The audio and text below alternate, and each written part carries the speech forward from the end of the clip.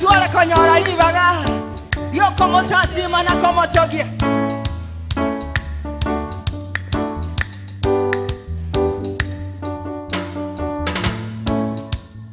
ni wewe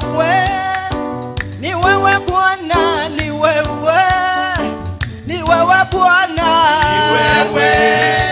ni wewe Bwana ni wewe Bwana ni wewe Bwana ni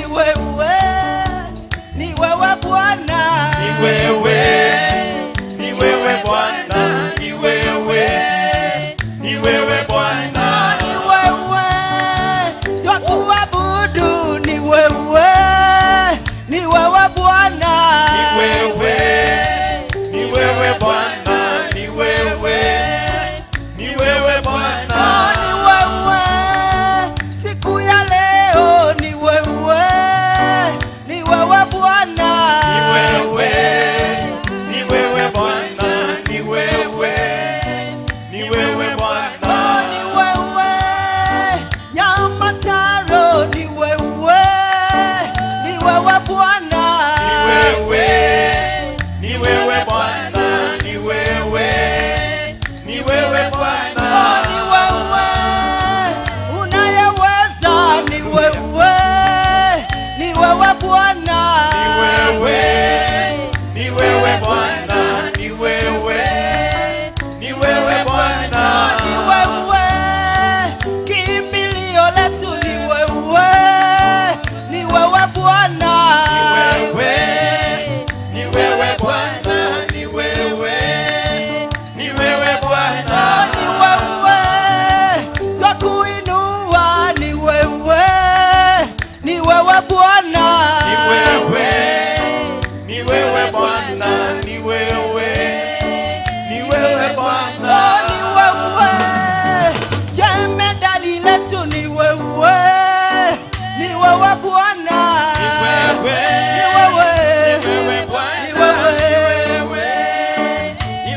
Bwana ni wewe twakuinua ni wewe Bwana ni wewe Bwana ni wewe Bwana naye bweka naye tata naye bweka naye bweka naye tata naye bweka naye Yesu naye bweka naye okonyara naye bweka naye bweka naye bweka naye ritukeri naye bweka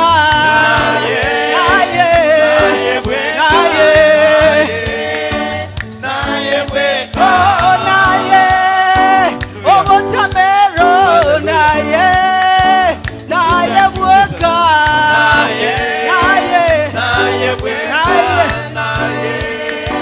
naye bweka naye ondatayo naye bweka naye bweka naye bweka naye togoza sima naye bweka naye bweka naye bweka naye wamatukonzi naye bweka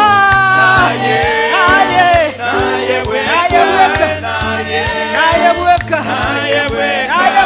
Nyasaye naye bweka Yesu naye bweka monene naye bweka ondetayo hakuna mwingine Baba hakuna mwingine wa kuabudu hakuna mwingine wa kutukuza wewe pekee ndiwe kimbilio tunakuinua Yesu tunakutukuza tunasema ni asante, maana wewe ni mfalme, wewe ni mwema. Tunakutukuza kwa neema yako Bwana, tumeona makuu yako, umetembea nasi kwa neema yako, umetembea nasi Yesu, umetembea nasi Baba, umetembea nasi, umetembea nasi, umetembea nasi Jehova, umetembea nasi Mtakatifu, umetembea nasi, oh Yesu, umetembea nasi, umetembea nasi, umetembea nasi kwa milima na mabonde.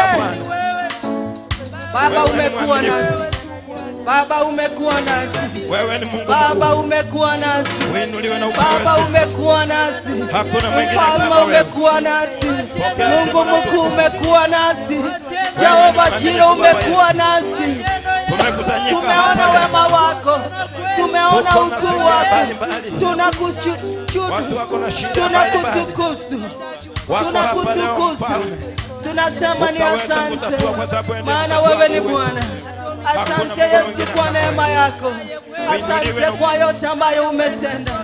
Utukufu na heshima zote Bwana kwako tunakuletea asubuhi ya leo, kwa maana tunajua kuna mwingine aliye kama wewe. Ondetea yona nyasa urabe bunaye, ondetea yorabe bunaye, ondetea yorabe bunaye, ondetea yomana na bunaye Nyasaye, naye mweka Nyasaye, naye mweka Jehova, naye mweka. Oh, tunakurudishia utukufu na heshima, maana umekuwa Mungu, umekuwa Baba yetu. Asante Yesu, Bwana tumesema asante.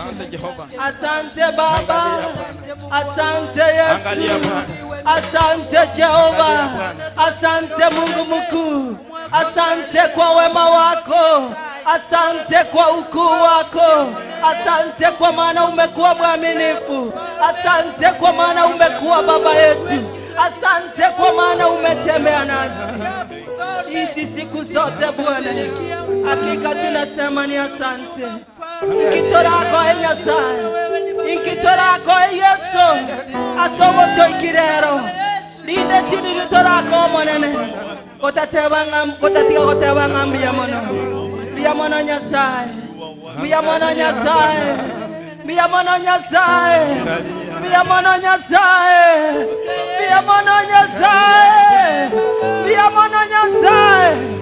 Tata biyamono asonsi na bionsi, eba konesi kona bionsi pine biao, eba konesi kona bionsi pine biao.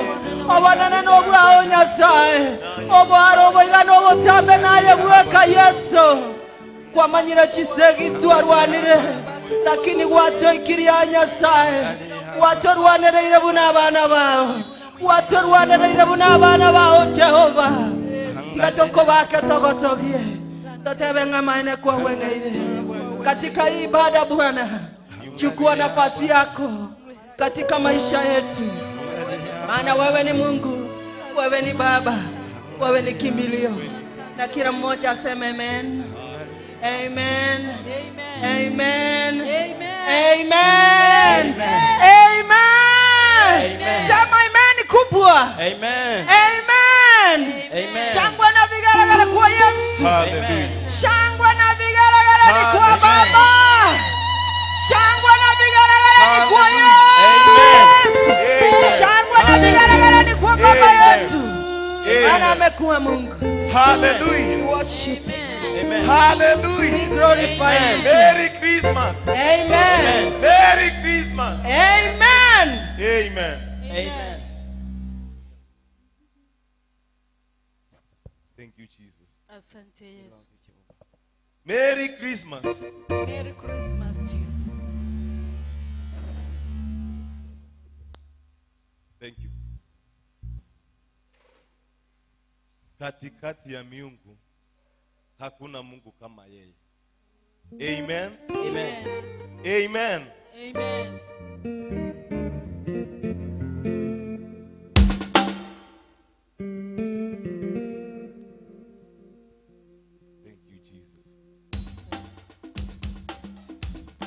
Pole pole tu.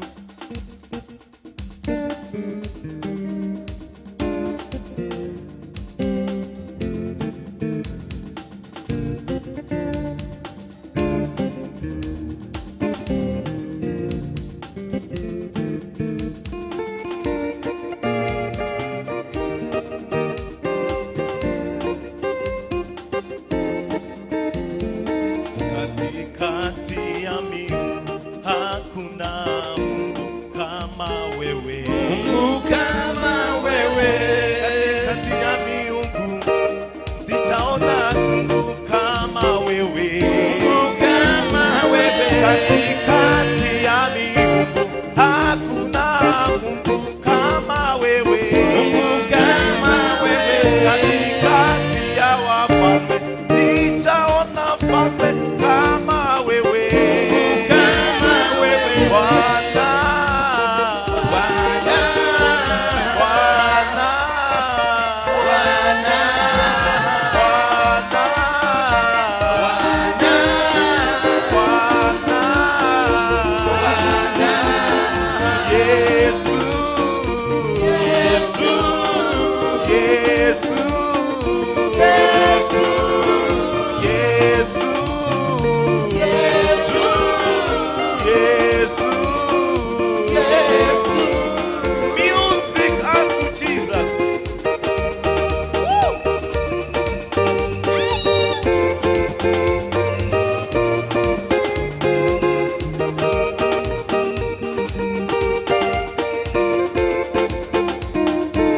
Katikati ya miungu sijaona Mungu kama wewe. Kama wewe. Katikati ya miungu hakuna Mungu kama wewe. Mungu kama wewe. Bwana, Bwana, Bwana, Bwana, Yesu, Yesu. waliuni wewe Bwana. Yesu, Yesu, ni wewe Yesu. Yesu, Tegemeo letu ni wewe Yesu. Yesu, Yesu, Yesu, Yahweh, Yahweh, Yahweh, Yahweh,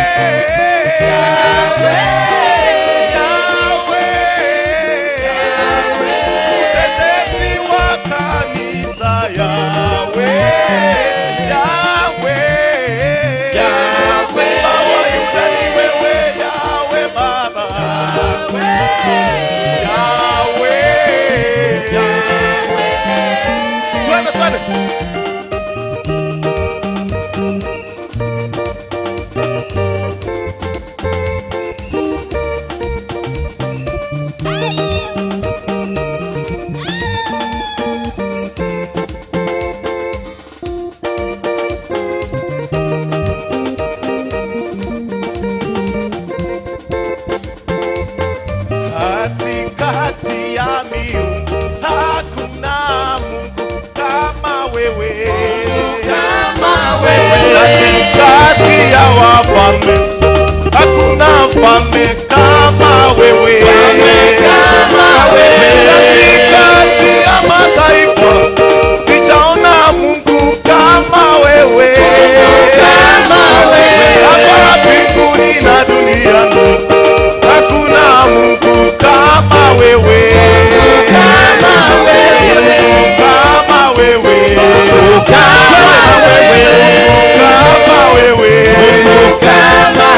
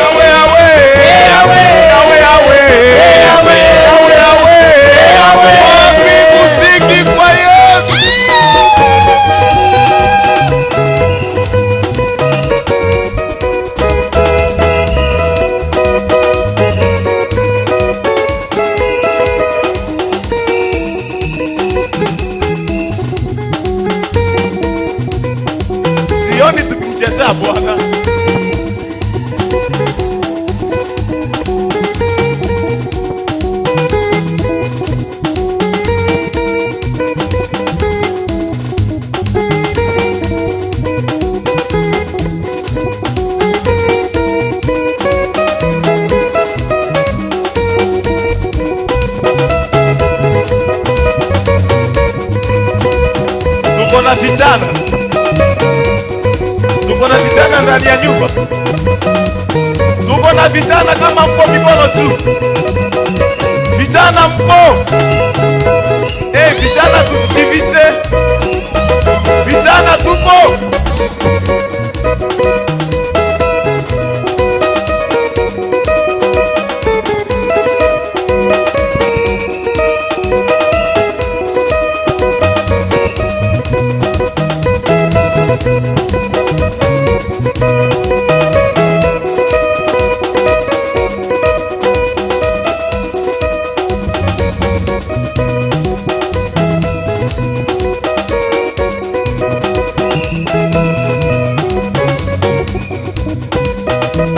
Sasa kanisa sote yote tuende.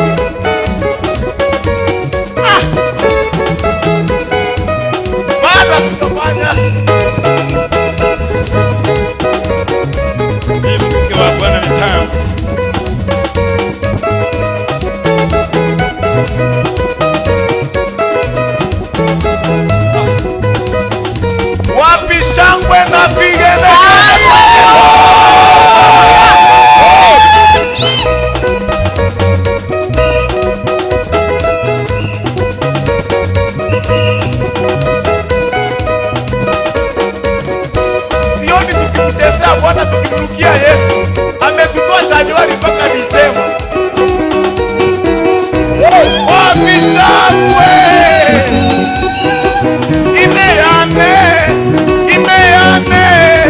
imeano monene Yesu no apendete musambe imeano monene Yesu no apendete musambe imeano monene Yesu no apendete musambe imeano monene Yesu no apendete musambe Ero moui imeano monene Yesu no apendete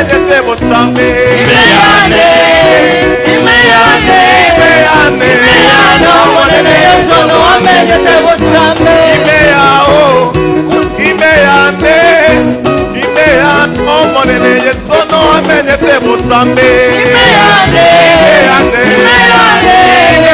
Imeyane omonene Yesu no amenyete bosambe. Imeyane omonene Yesu no amenyete bosambe. Imeyane omonene Yesu no amenyete bosambe. Hallelujah. Yes. Amen. Tutaendelea kutoka hapo. Tuko tunafanya kionjo. Amen. Oh yes. Father, we worship. Asante mfalme. Say what Wewe ni Mungu. all Kuna wa glory kulinganishwa na wewe goes Bwana. back to you. Asante Yesu. Worship you, Lord. Wewe msaidizi. Glorify you, King. Your Lord Biya of mo na Nyasaye. Lords. Twako ni biya mo Thanks no only you. asenge Jehova raiwa o Nyasaye. Biya mo na. Tuwegendere Nyasaye muna no tuanjire tomenye ime ya o Nyasaye matukonzi. Yes, Biya mo na Nyasaye siri tukulia lero.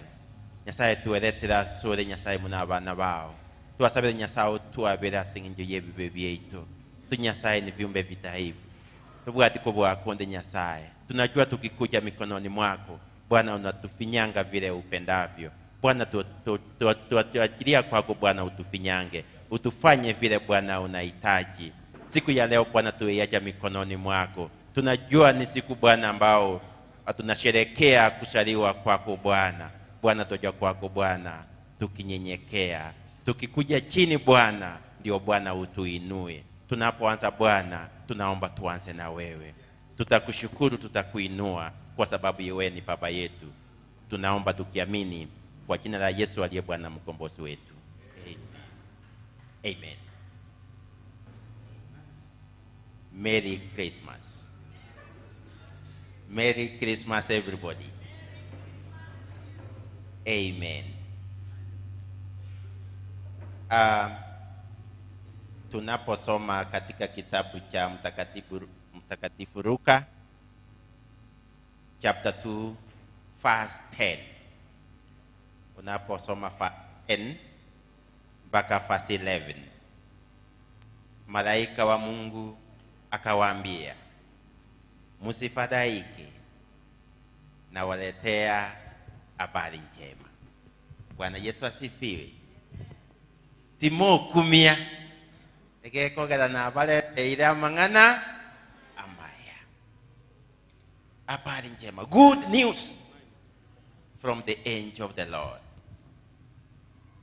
That leo hii amesaliwa mkombozi. Bwana Yesu asifiwe sana. Leo hii amesaliwa mkombozi katika maisha yetu. Nataka niwakaribishe nyote katika nyumba ya Bwana, tukijua kwamba mkombozi amezaliwa katika maisha yetu. Mahali tulikuwa mahali mbali sana, but he has been born to reconcile us, kuturudisha kwa Yesu, kwa Bwana. May God bless you so much kwa kufika katika nyumba ya Bwana. Tutakuwa na program fupi sana before nimwalike secretary. Tutakuwa na program fupi kidogo. Leo ni siku ya maana sana, siku ambao Yesu pekee ameitengeneza kwa ajili ya kumtukuza. Ningependa tukue na testimony moja, mbili ama tatu. Tuseme mahali Mungu ametutoa. Hii mwaka umekuwa na changamoto nyingi sana. Hii testimony in form of a song, unakuja unamtukuza Mungu, unaweza shukuru Mungu mahali amekutoa, mahali amekufikisha. Kwa hivyo ningependa tukue na watu wawili watatu, nikianza na mama wetu, mama Ann Mkutu. Najua ako na wimbo wa kumtukuza Bwana. Bwana Yesu asifiwe sana. Wengine wanapoendelea kujiandaa, ningependa nilete mama Mkutu Ann atupatie wimbo mmoja. Sijui kama Hello.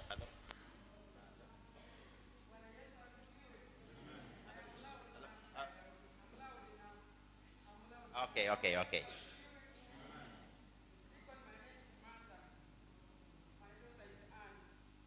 Amen. Amen.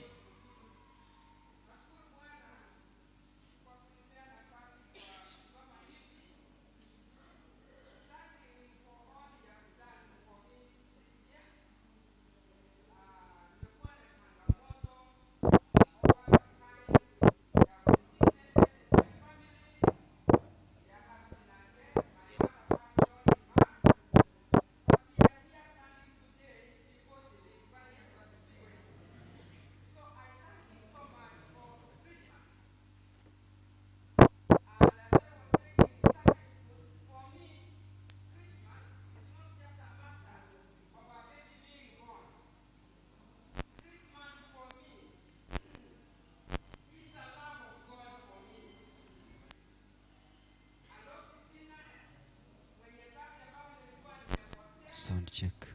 1 2 1 2.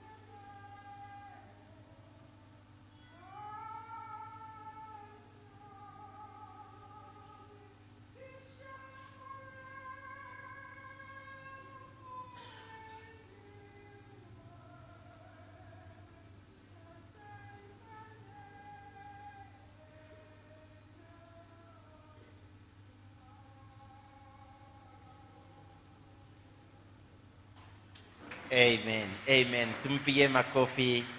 Makofi mazuri. Asante sana mama. Mwingine. Testimony.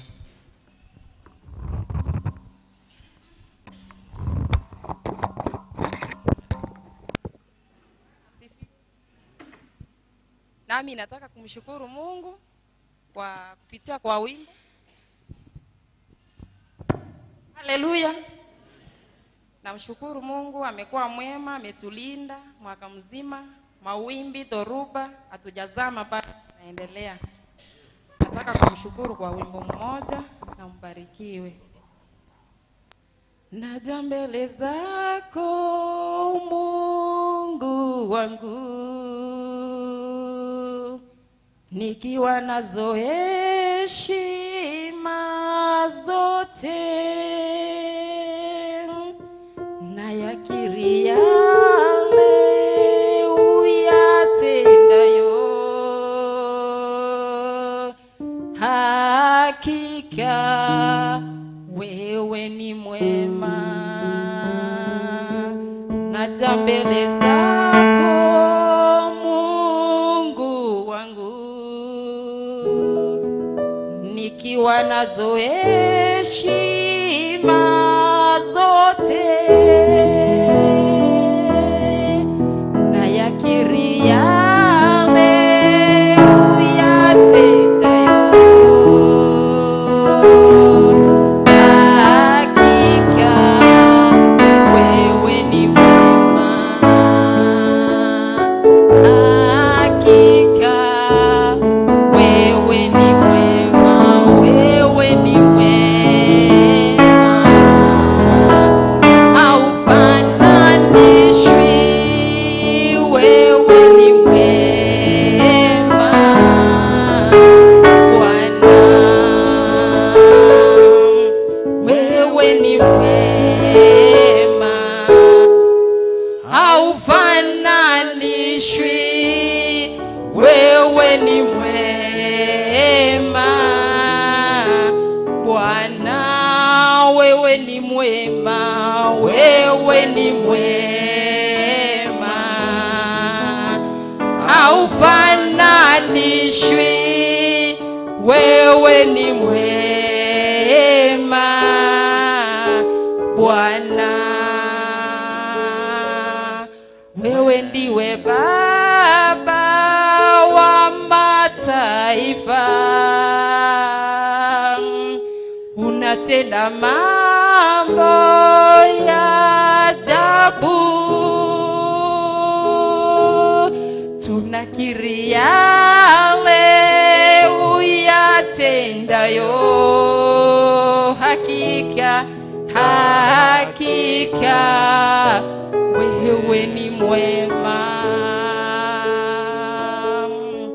wewe ndiwe Baba wa mataifa, tunakiri yale uyatendayo, hakika wewe ni mwema, hakika wewe ni mwema, wewe ni mwema, wewe ni mwema, haufananishwi, wewe ni mwema Bwana, wewe ni mwema, wewe ni mwema, haufananishwi, wewe ni mwema Bwana, wewe ni mwema, wewe ni mwema, haufananishwi,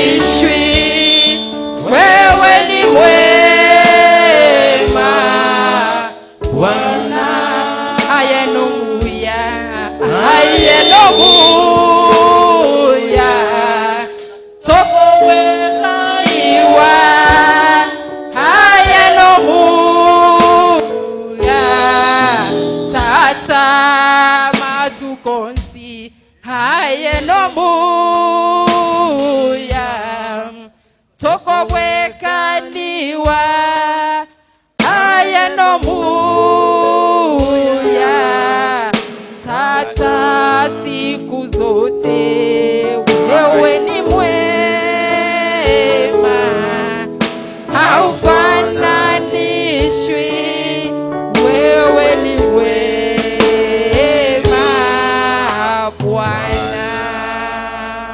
Makofi mazuri kwa asista wetu. Asante sana. Nafasi ya mwisho, ikiwa kuna mwingine. Amen. Amen. Bwana asifiwe.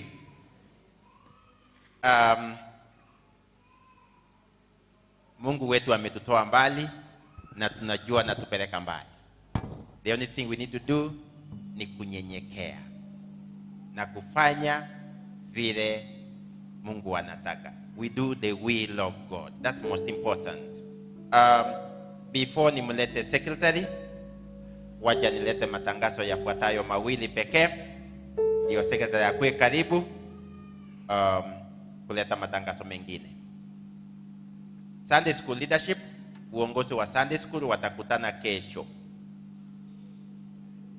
kupanga vile tutaanza mwaka mpya, mwaka wa 2022. Kwa hivyo wafuatao, hakikisha kesho saa 8 mmefika. Mkutano utakuwa kwa room in Bishop's office. Charles Ogero kama treasurer wa Sunday School, Irene Mark secretary wa Sunday School, Stella Kingoina superintendent Sunday School, Rogers Gijana CED, Pastor Steve pastor wa vijana, na Bishop Ken Ogar. Tukutane saa 8 kesho kwa ofisi ya Bishop. Kanisa yetu imebarikiwa. Bwana Yesu asifiwe. Kanisa yetu imebarikiwa kila wakati. Nakumbuka in 2018 our bishop by then, Bishop Richard Obogi, alipewa doctorate. He was honored. All the way tukatoka hapa, alipewa hiyo shahada. Tulienda wapi? Mjukua? Kericho. Bwana Yesu asifiwe. Tulienda Kericho wote. Ilikuwa ni shahada ya doctorate honorary, alipewa kutoka American University.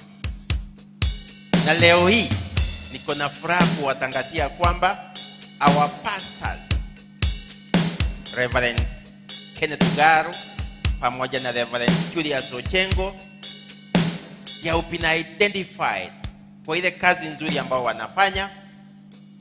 Na hii wiki tunaingia siku ya Jumanne, na wao watatunukiwa honorary doctorate. Tupige Bwana makofi. Amen. Amen. Amen.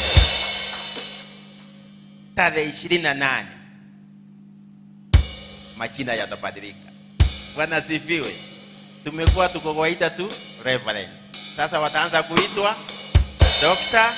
Reverend Julius Ochengo, Dr. Reverend Kennedy Ogaro. Sio ni mapenzi ya Mungu? Amen. Kwa hivyo Jumanne tumealikwa sote kwa hiyo sherehe kubwa ya pastors wetu wawili. Mkutano utakuwa hapa. Amen. Ni hapa tu. Hapa ndio watapewa hiyo heshima, ni heshima kuu, na pastors wengine from other churches watakuwa hapa.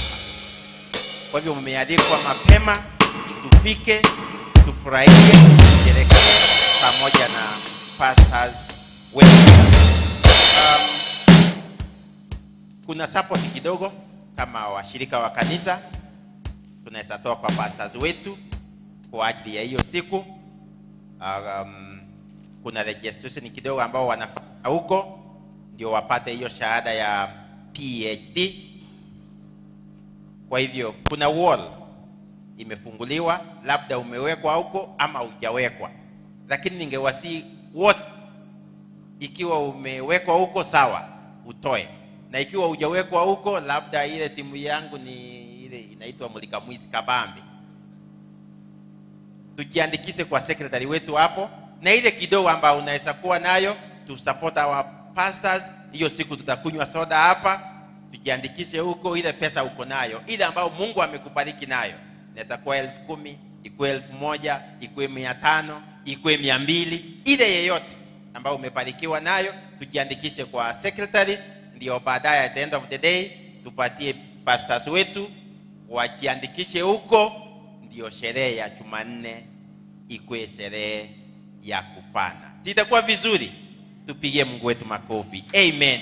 Lord, you've done it. We thank you. Wakati huu nataka ni mwalike secretary atuletee matangazo ambayo imebaki, akaribishe wageni, baadaye alete praise and worship, intani watakaribisha bishop. Karibu sana, karibu secretary.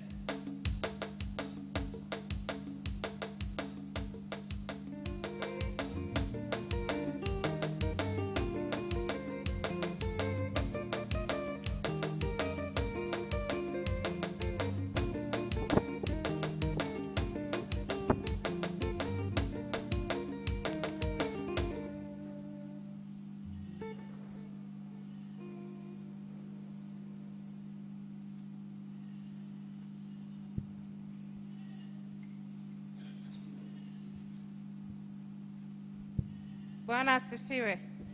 Bwana Yesu asifiwe.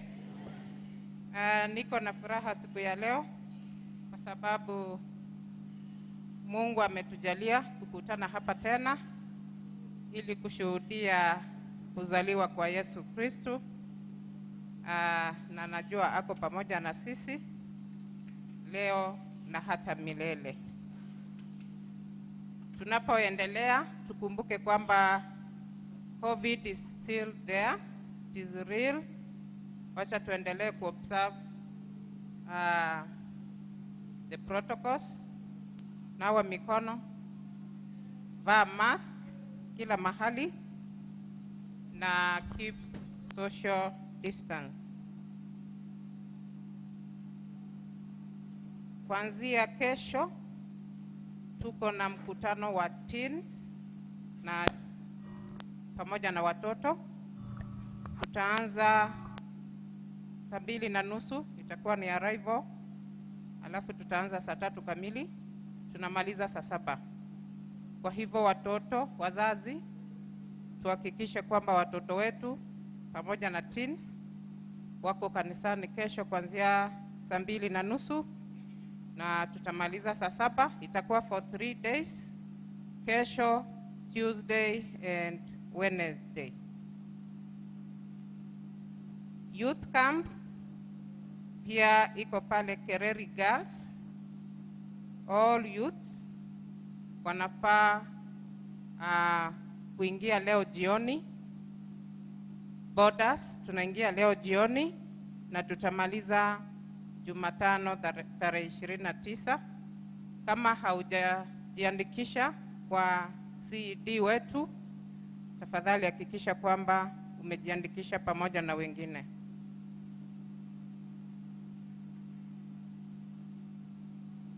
BBF, let us embrace BBF wote kama kanisa, na kila mmoja wetu acha aingie kwa fellowship.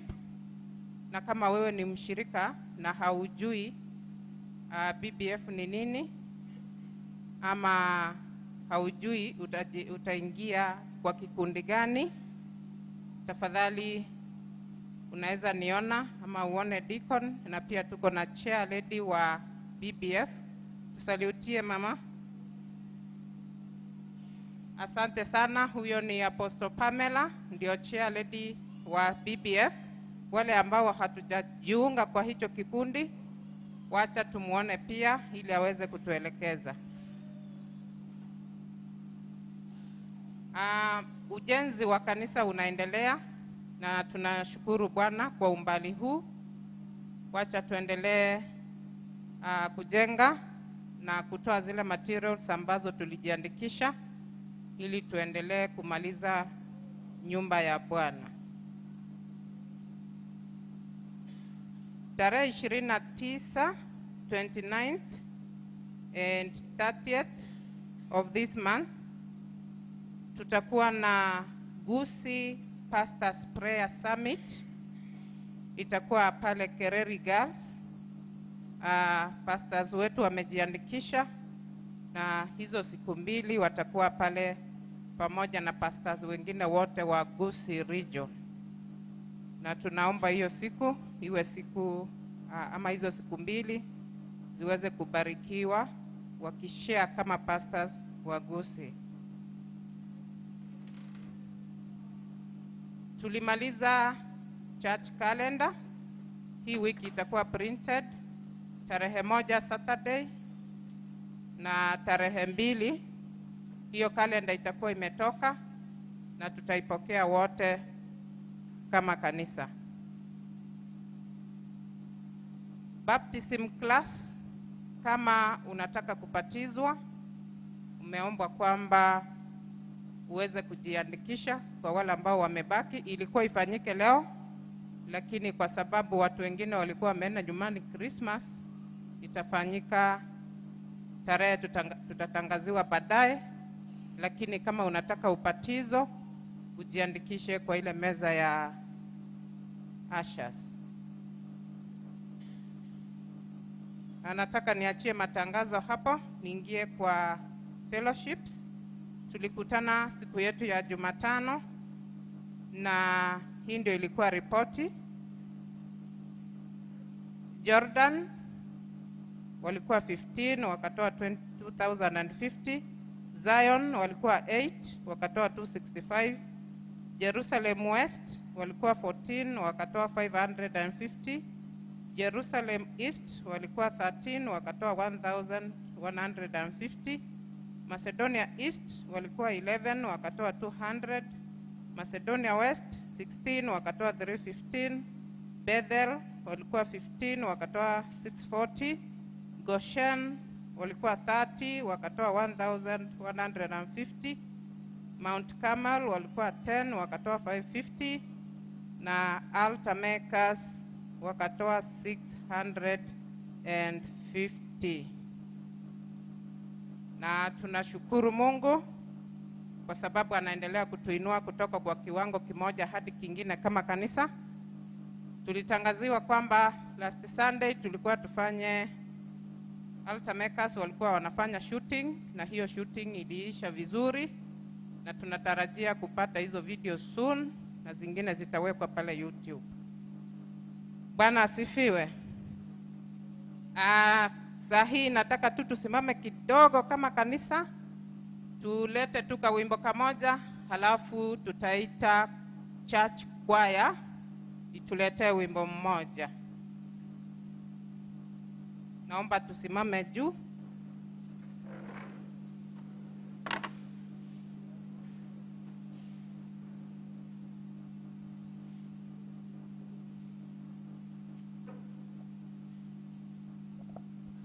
Bwana asifiwe. Youths wetu, tafadhali, asante sana kwa kutujoin. Asante kwa hiyo smile, najua mnajua inamaanisha nini. Tuwe pamoja. Cha kutumaini sina ila damu yake Yesu. Sina wema wa kutosha dhambi zangu kuziosha. Kwake Yesu nasimama, Iye mwamba ni salama. Kwake Yesu nasimama, Iye mwamba ni salama.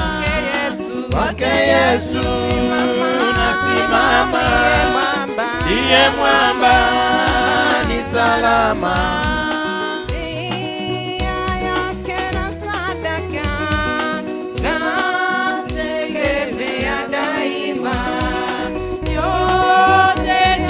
Kwake Yesu nasimama, Iye mwamba ni salama.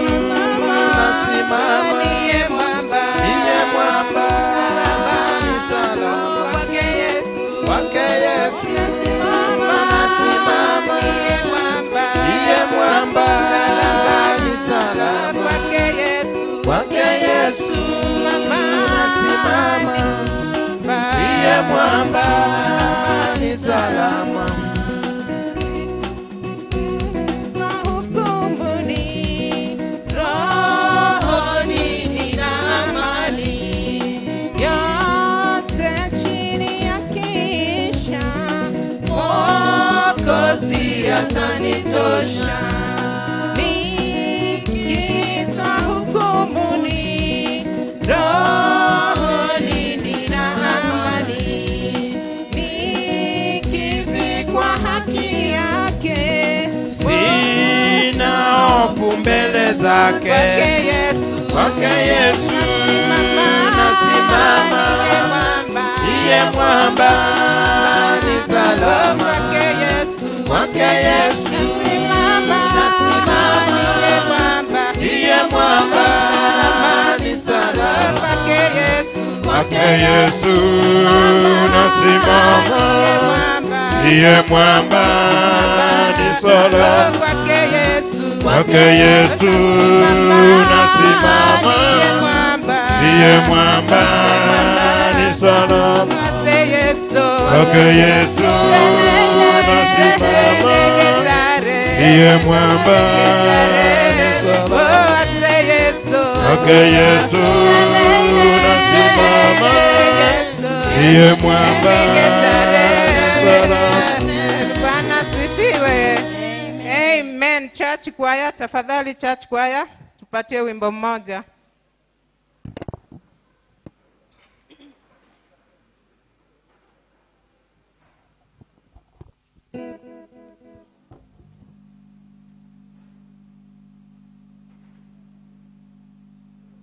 Hallelujah tata, oi wawanene. Hallelujah tata, oi wawanene.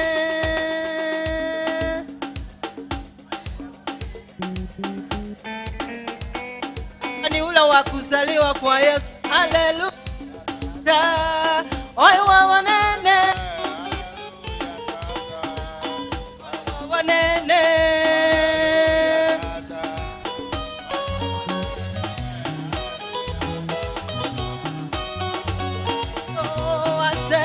Tukeri otata toko wake. Hallelujah tata, oi wawanene.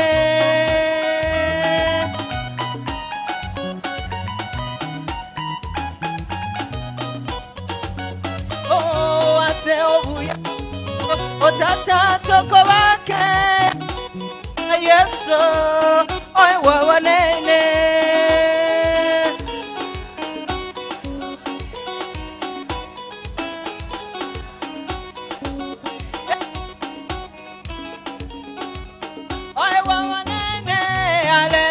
Tata wanene.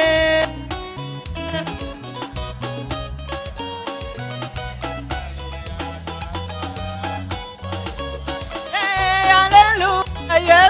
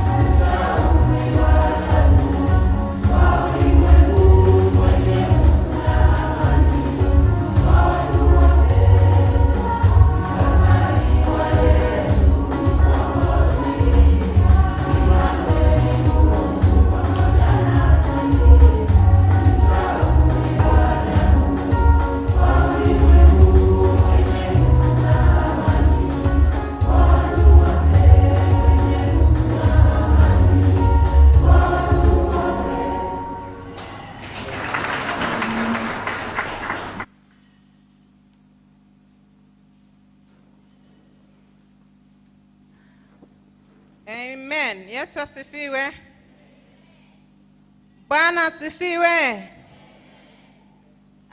Kama ni siku yako ya kwanza kufika katika kanisa la Nyamataro, na ama pia wewe ni mshirika na uko pale nje kwa sababu moja au nyingine, ni wakati wako wa kusimama uweze kutusalute. Tafadhali, kama ni siku yako ya kwanza ama umekawia kidogo kuwa na sisi, wacha tuinue mkono hivi.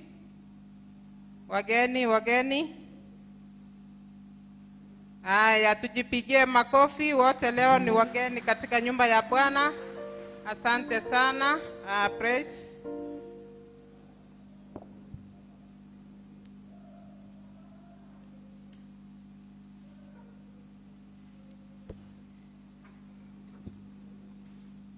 Haleluya.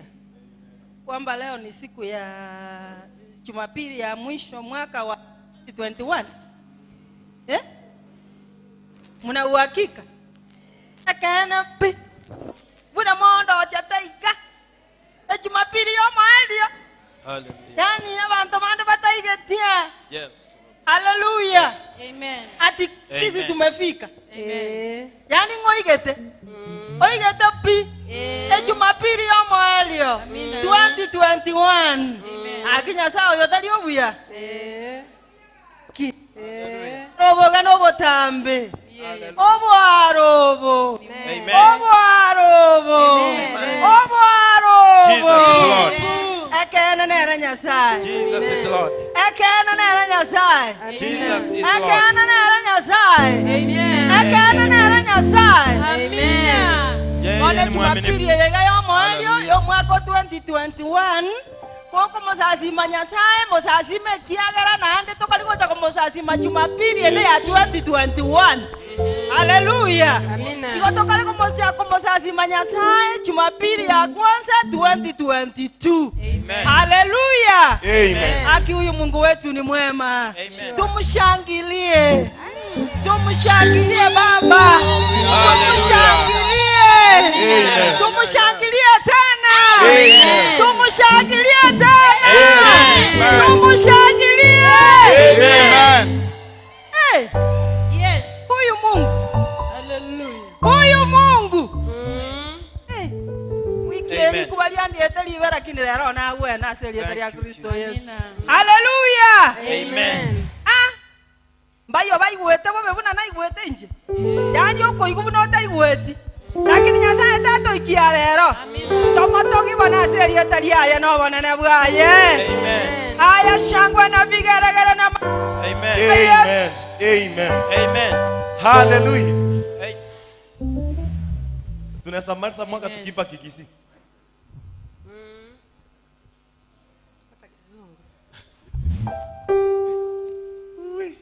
Hallelujah. Amen. Ogotera ngori gogoteba tindi na kende ngwetoka. Amen. Amina. Kulende ntutu bwa Yesu to gwetoka.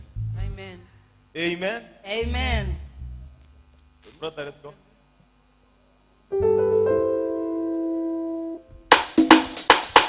Hallelujah, hallelujah.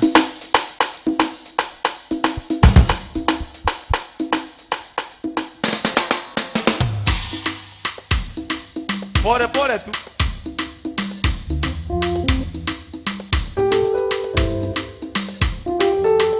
Tindi na kende ngwetogera sobo gimabwana.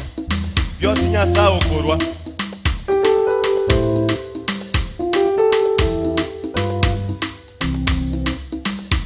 Tindi na gento ngwetogeria sobo gimabwane. Byosi Nyasaye okorwa. Byosi Nyasaye okorwa. Tindi na kende Wetogeria sobogi mawane. Byosi Nyasaye okorwa. Byosi Nyasaye okorwa. Tindi na gento wetogeria sobogi mawane. Byosi Nyasaye okorwa. Byosi Nyasaye okorwa. Tindi na kende Wetogeria sobogi mawane. Byosi Nyasaye okorwa. Byosi Nyasaye okorwa. Tindi na gento wetogeria sobogi mawane. Byosi Nyasaye okorwa.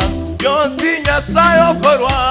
Tindi na kende Torega sogi mabane Bionsi Nyasaye okorwa Bionsi Nyasaye okorwa Bionsi Nyasaye okorwa Bionsi Nyasaye okorwa Bionsi Nyasaye okorwa Bionsi Nyasaye okorwa Bobo Nyasaye okorwa Bionsi Nyasaye okorwa Chisenge choma te Nyasaye okorwa Bionsi Nyasaye okorwa Bionsi Nyasaye okorwa Bionsi Nyasaye okorwa Bionsi Nyasaye okorwa Bionsi Nyasaye okorwa Chigayechi Nyasaye okorwa Bionsi Nyasaye okorwa Abana boba te Nyasaye okorwa Bionsi Nyasaye okorwa Omore mase chinyomba Nyasaye Bionsi Nyasaye okorwa Bionsi Nyasaye okorwa Bionsi Nyasaye okorwa Bionsi Nyasaye okorwa Bionsi Nyasaye okorwa Bionsi Nyasaye okorwa Bionsi Nyasaye okorwa Bionsi Nyasaye okorwa Bionsi Nyasaye okorwa Bionsi Nyasaye okorwa Bionsi Nyasaye okorwa Bionsi Nyasaye okorwa Bionsi Nyasaye okorwa Bionsi Nyasaye okorwa Bionsi Nyasaye okorwa God to Jesus. Hallelujah. We love you, Lord. If you believe that it's Jesus, let me hear you shout hallelujah. Hallelujah. Amen. Hallelujah. Amen. Onye to kuamini Nyasaye okorwa rio girigenda igoro. Hallelujah. Amen. Oh, Bionsi Nyasaye okorwa. Bionsi Nyasaye okorwa. Bionsi Nyasaye okorwa. Bionsi Nyasaye okorwa. Bobo Bobo Nyasaye okorwa. Bionsi Nyasaye okorwa. Emere pase chinga cheto Nyasaye. Bionsi Nyasaye okorwa. Bobo Nyasaye okorwa. Bionsi Nyasaye okorwa. Otete yara yara mabe. Bionsi Nyasaye okorwa. Amageye Nyasaye okorwa. Bionsi Nyasaye okorwa. Bionsi Nyasaye okorwa. Bionsi Nyasaye okorwa. Bionsi Nyasaye okorwa. Bionsi Nyasaye okorwa. Bionsi Nyasaye okorwa. Bionsi Nyasaye okorwa. Bionsi Nyasaye okorwa. Bionsi Nyasaye okorwa. Bionsi Nyasaye okorwa. Bionsi Nyasaye okorwa. Bionsi Nyasaye okorwa. Bionsi Nyasaye okorwa. To the right, to the left, to the right, to the left.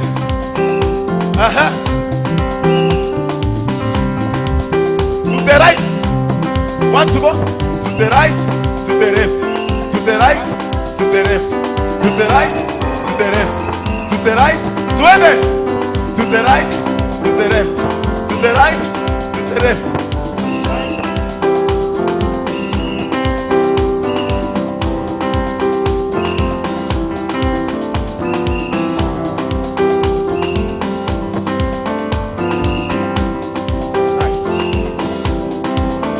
Tunasonga mbele, tunasonga nyuma. Amen. Want to go?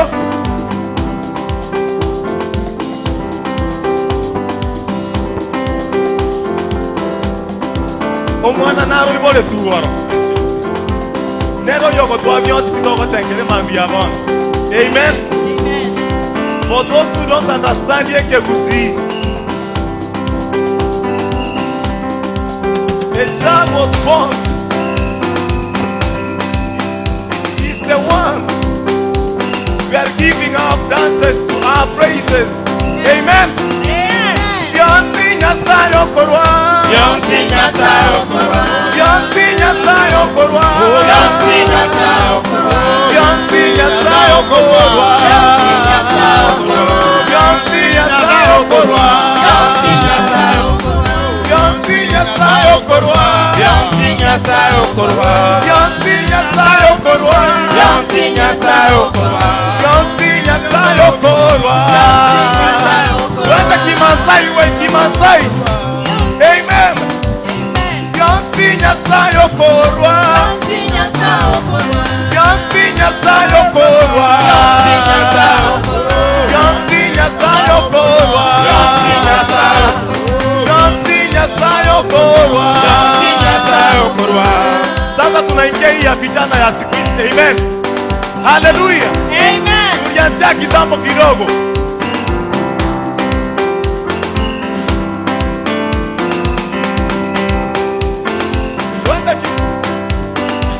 sasa ni ya vijana tu.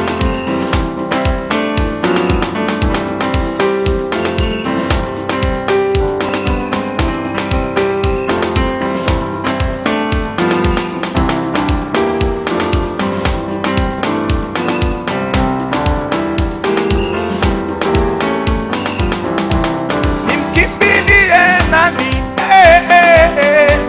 Nimkimbilie Yesu Mwokozi wangu leo. Nimkimbilie nani? Nimkimbilie Yesu Mwokozi wangu. Nimkimbilie nani? Nimkimbilie Yesu Mwokozi wangu leo. Nimkimbilie nani? Nimkimbilie Yesu Mwokozi wangu. Nimkimbilie nani? Nimkimbilie nani? Namkimbilia Yesu Mwokozi wangu. Amen. Amen. Let's take some 3 at most 3 minutes and the worship God. Amen. Amen. Hallelujah. Thank you. Hallelujah. Amen. Hallelujah. Tusahau kila kitu and focus unto Jesus. Amen. Hallelujah. Hallelujah. We thank you. Amen. You are what, Lord? You are wonderful. Hallelujah. There is none like you, King of Kings. You are worthy of our worship, God. Thank you, Jehovah. You are wonderful. You are worthy. Oh Lord. You are Wonderful. You are what? Oh God. You are wonderful. You are worthy. Oh Lord. You are wonderful. You are worthy. You are wonderful. You are wonderful. You are worthy. You are worthy. Oh Wonderful. You are wonderful. You are worthy. You are wonderful. You are wonderful. You are worthy. You are wonderful. You are wonderful. You are worthy. You You are wonderful. My Redeemer. You are worthy. You are wonderful. You are wonderful. You are worthy. You are worthy. You are wonderful. King of kings. You are worthy. Oh Lord, you are wonderful. You are worthy. You are wonderful. You are worthy. You are worthy. You are wonderful. Lord, you are wonderful.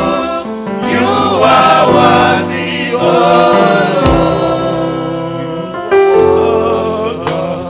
Oh, you are worthy, oh Lord.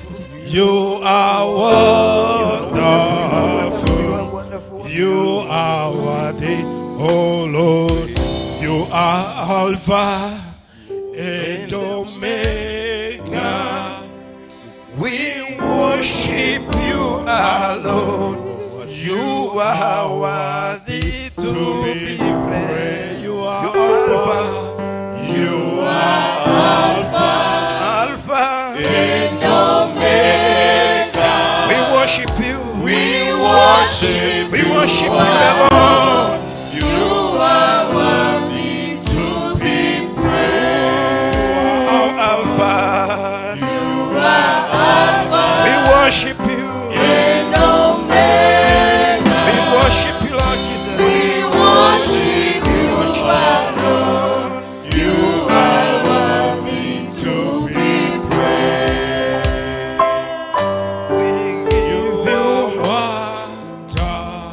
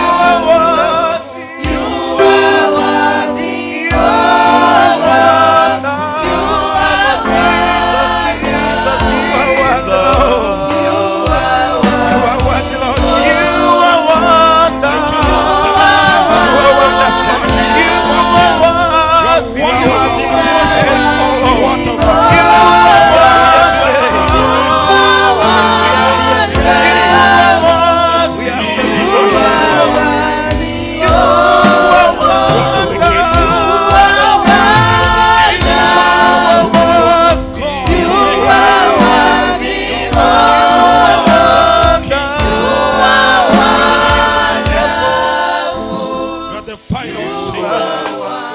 Your final say matters a lot for our lives. What you say, Lord, means a lot to our lives. Thank you, Lord Jesus. You are our beginning We are and here, end. Lord Jesus. Even as we Worship your name. take time on your Lift up feet, your name, Jehovah. speak to us again, But O oh, Lord. Lord Jesus, you are worthy. Continue There's to make none our like you, Almighty Father. ending, Lord, We to are here be today. victorious. We are here. In Jesus' name we pray. Thank you. Amen. Amen. Can we give our hand clapping to the Lord this morning? I'm Pastor Julius Ochenko, Pastor Julius Ochengo. standing before you to share the word of God this morning. I'm saying this morning because some few minutes remaining to noon.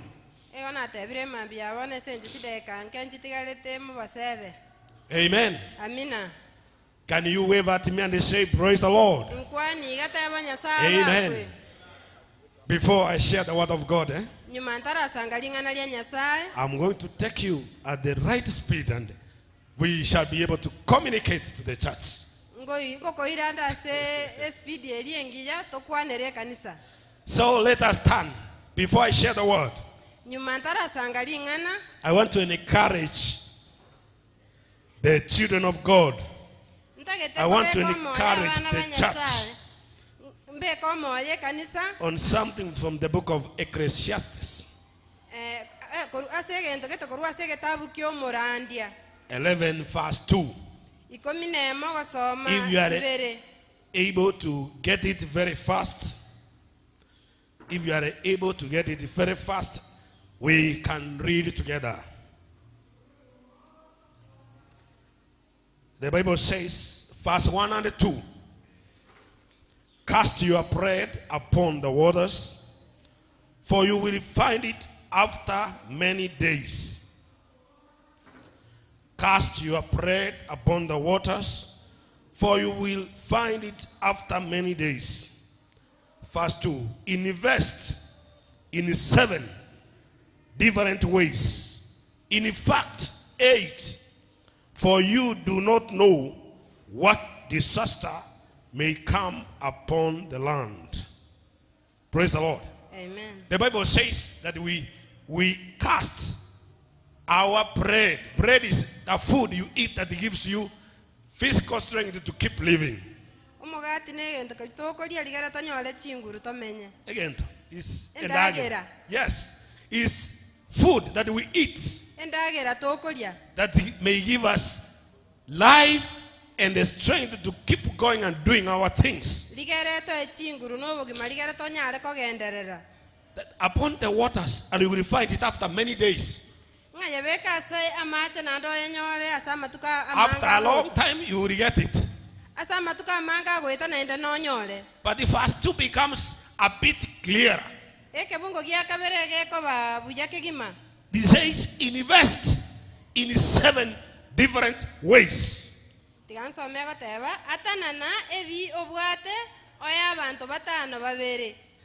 In fact, 8. For you do not know what disaster may come upon the land. Amen. Amina. Our God is not trying to make us to gamble. Yes, you are right. But he's saying that he needs us to be wise investors in the kingdom.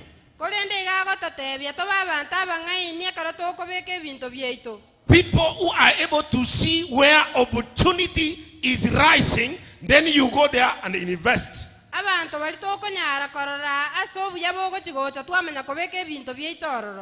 Invest in 7 different ways. And in fact, 8. Don't just do only 7, but 8. You know, the church we have always emphasized and concentrated in only giving tithes, offering yakikap.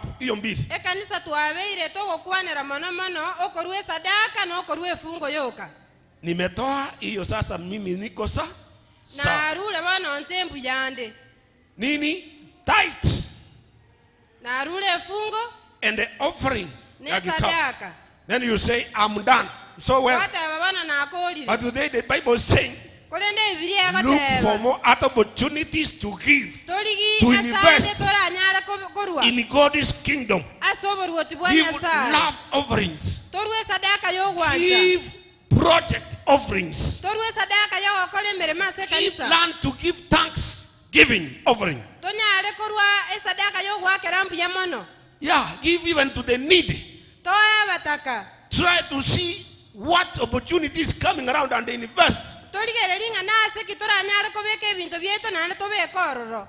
If economists could say, Onya abantu bali be biashara bagoteba.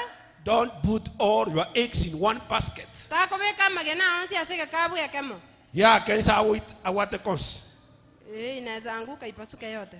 God is telling us, let us diversify in doing God's work. Nyasaye gagoteba nga tobeke ebintu byeito alia na alia so okole mirimo ya Nyasaye. This morning, Emambi yabono.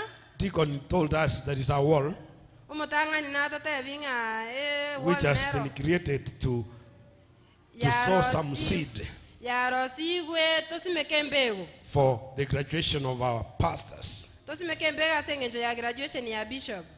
Yeah, a wall has been created. That is an opportunity, in fact. Eyune nchera yarosigwe. You need to throw some few money there. Obwene toko koruto besenke. That is an opportunity. Eyune nchera yachire.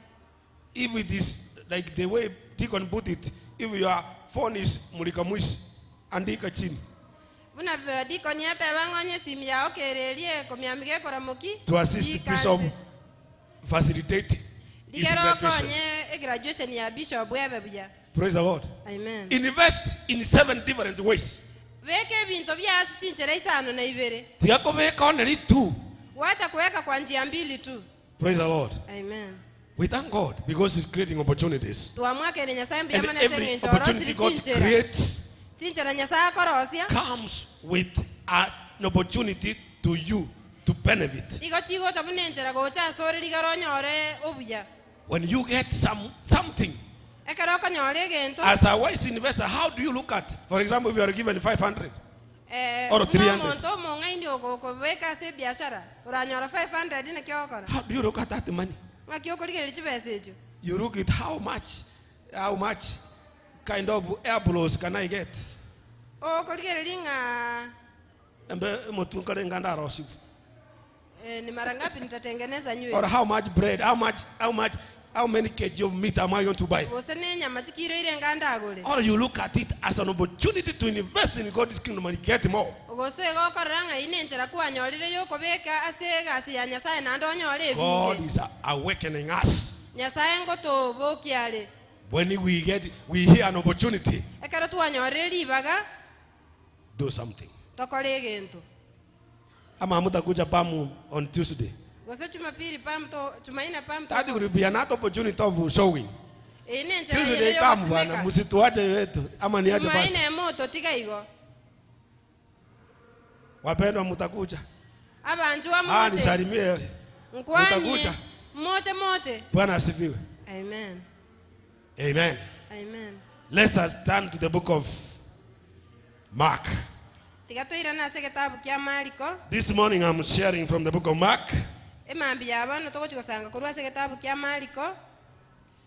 Pole sana kama ningekugusa vizuri vibaya, hiyo lakini Mungu anataka uguswe hivyo nago kuna sabe ndio ukae vizuri. Nyasaye gata itokunu goligere obebuya. In fact, God wanted you to be touched like that.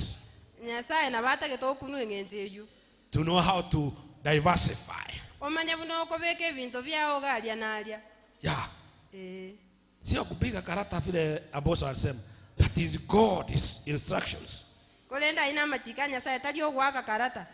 To be people who have a wider perception of things. Toba abantu tobwate birengere lyebigale igoro ye bintu gete. Yes, then we will be successful. Na ande toba abantu ababui. I want to read from Mark chapter 10 verse 46 to verse 52. I read few verses in English Nisome ebibungo bikase egesongo. Then, Apostle, we read verse 46 to 52. Na aposto nasome korwa emerongo ene na isane emo mpaka 52. This is what the Bible says. Ekene kiamalika agoteba. And when he heard that it was Jesus of Nazareth, he began to cry out and say, Jesus, Son of David, have mercy on me. Then many warned him to be quiet. But he cried out all the more, Son of David, have mercy on me. So Jesus stood still and commanded him to be called. Then they called him, the blind man, saying to him, be of good cheer. Rise, he is calling you. And throwing off his garment, he sprang up and came to Jesus. Can read. Bagaika Yeriko, goika agachiakoba okobwatia enchera kurwa Yeriko amo na aboroki wabaye na omuganda omonene omwana otimayo paritimayo olia olengo omuko nigo alenge oikaransete enchera ensemo ogosaba ebiewa agachia koigwanga nere Yesu omonazareti agachaka gwaka eriogi na goteba Yesu omwana o Daudi ndolera amabera abantu abange bakamotogonyera bakamotebya nga anyale gukira kolende akamenta gwake eriogi kobwa ogoteba omwana o Daudi ndolera amabera Yesu agatenena akabora murangerie bakarangeria omoukoria bakamotebya lemia enkoro yao imoka okorangeirie ere agatuguta eanga yaye agacharoka agachiera Yesu akamuboria ninki origetie ngokorere omonto oria olengo omuko akamuiraneria omworokia inyare korora Yesu akamotebya genda okwegena kwao wakogwenirie elio kegima akaba nkororare agatunya na Yesu gochienchera. Father, in Jesus' name, Tata serieta lia we Yesu. thank you, we honor you. Twakoiraneria mbuya mono twagosikia. There may be amongst us, Lord, those of us who are spiritually blind. Nabera abegati yaito narororo yoro muko kemoika. This is our opportunity to grab and get our sight back. In the name of Jesus, Lord, I pray that today you are going to speak to us. That anytime you create opportunity, we are not going to let it go. We shall grab it and make use of it. In Jesus' name. Amen. Amina. Bartimaeus was a real man living. A man who was living like another human being. But he was blind physically. The Bible says he used to go to roadside to pay or to ask for help.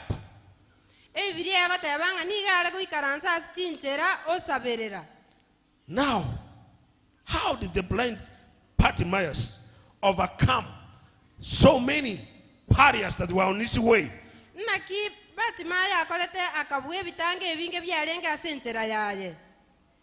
There were many barriers on his way to where God wanted him to be.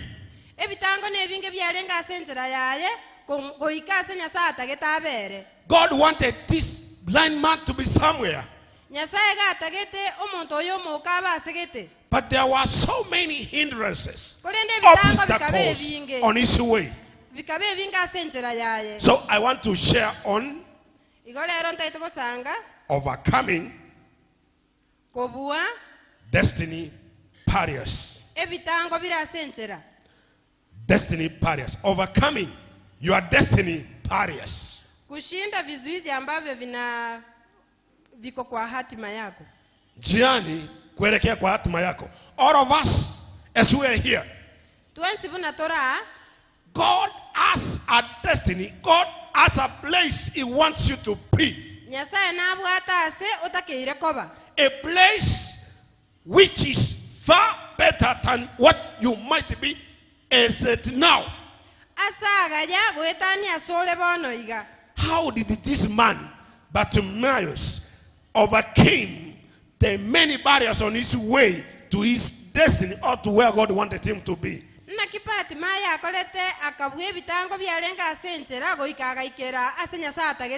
The Bible is telling us Jesus had spent some time in the city of Jericho. If you read from verse 46, it says Jesus had stayed in Jericho. Now he was on his way out of the city.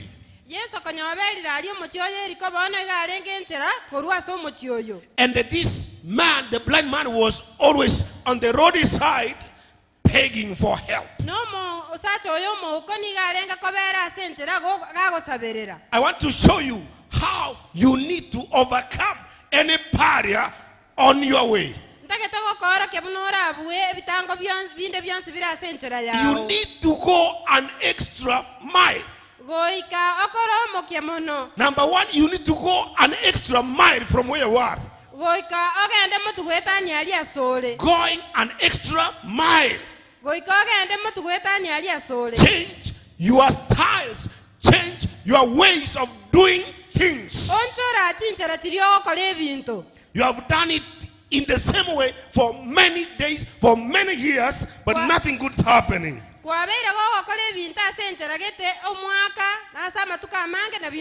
is time now you change. You go an extra mile. You go beyond where you have been. You know, Bartimaeus, son of Timaeus, he was a soft-spoken beggar. He was known to be a soft-spoken beggar on the roadside. And the people would tell that is Bartimaeus seated there with his uniform of begging, a soft-spoken beggar, humbly asking for help from people passing by.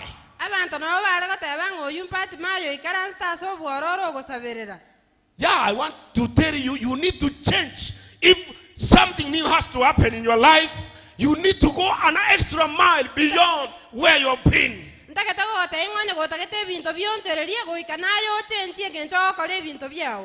Bartimaeus took his style of begging, asking for help.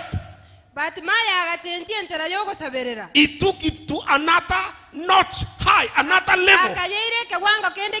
Not a soft-spoken beggar, but he came out with an aggressive way of demanding for what he wanted. He started, he heard Jesus passing by, and he had known what Jesus could be able to do. Then he said, today is my opportunity. He started making pleasing sounds, melodious sound, a pleasing sound, worshiping Jesus Christ the Lord. He started saying, Jesus, Son of David, have mercy on me. Yes, he started shouting. He was no longer soft and trying to be humble and ask for help from Jesus. You need to go to another level in communicating with your God. So he started making a blessing sound. I'm calling it blessing sound. I'm calling it a melodious music because Jesus was able to hear it.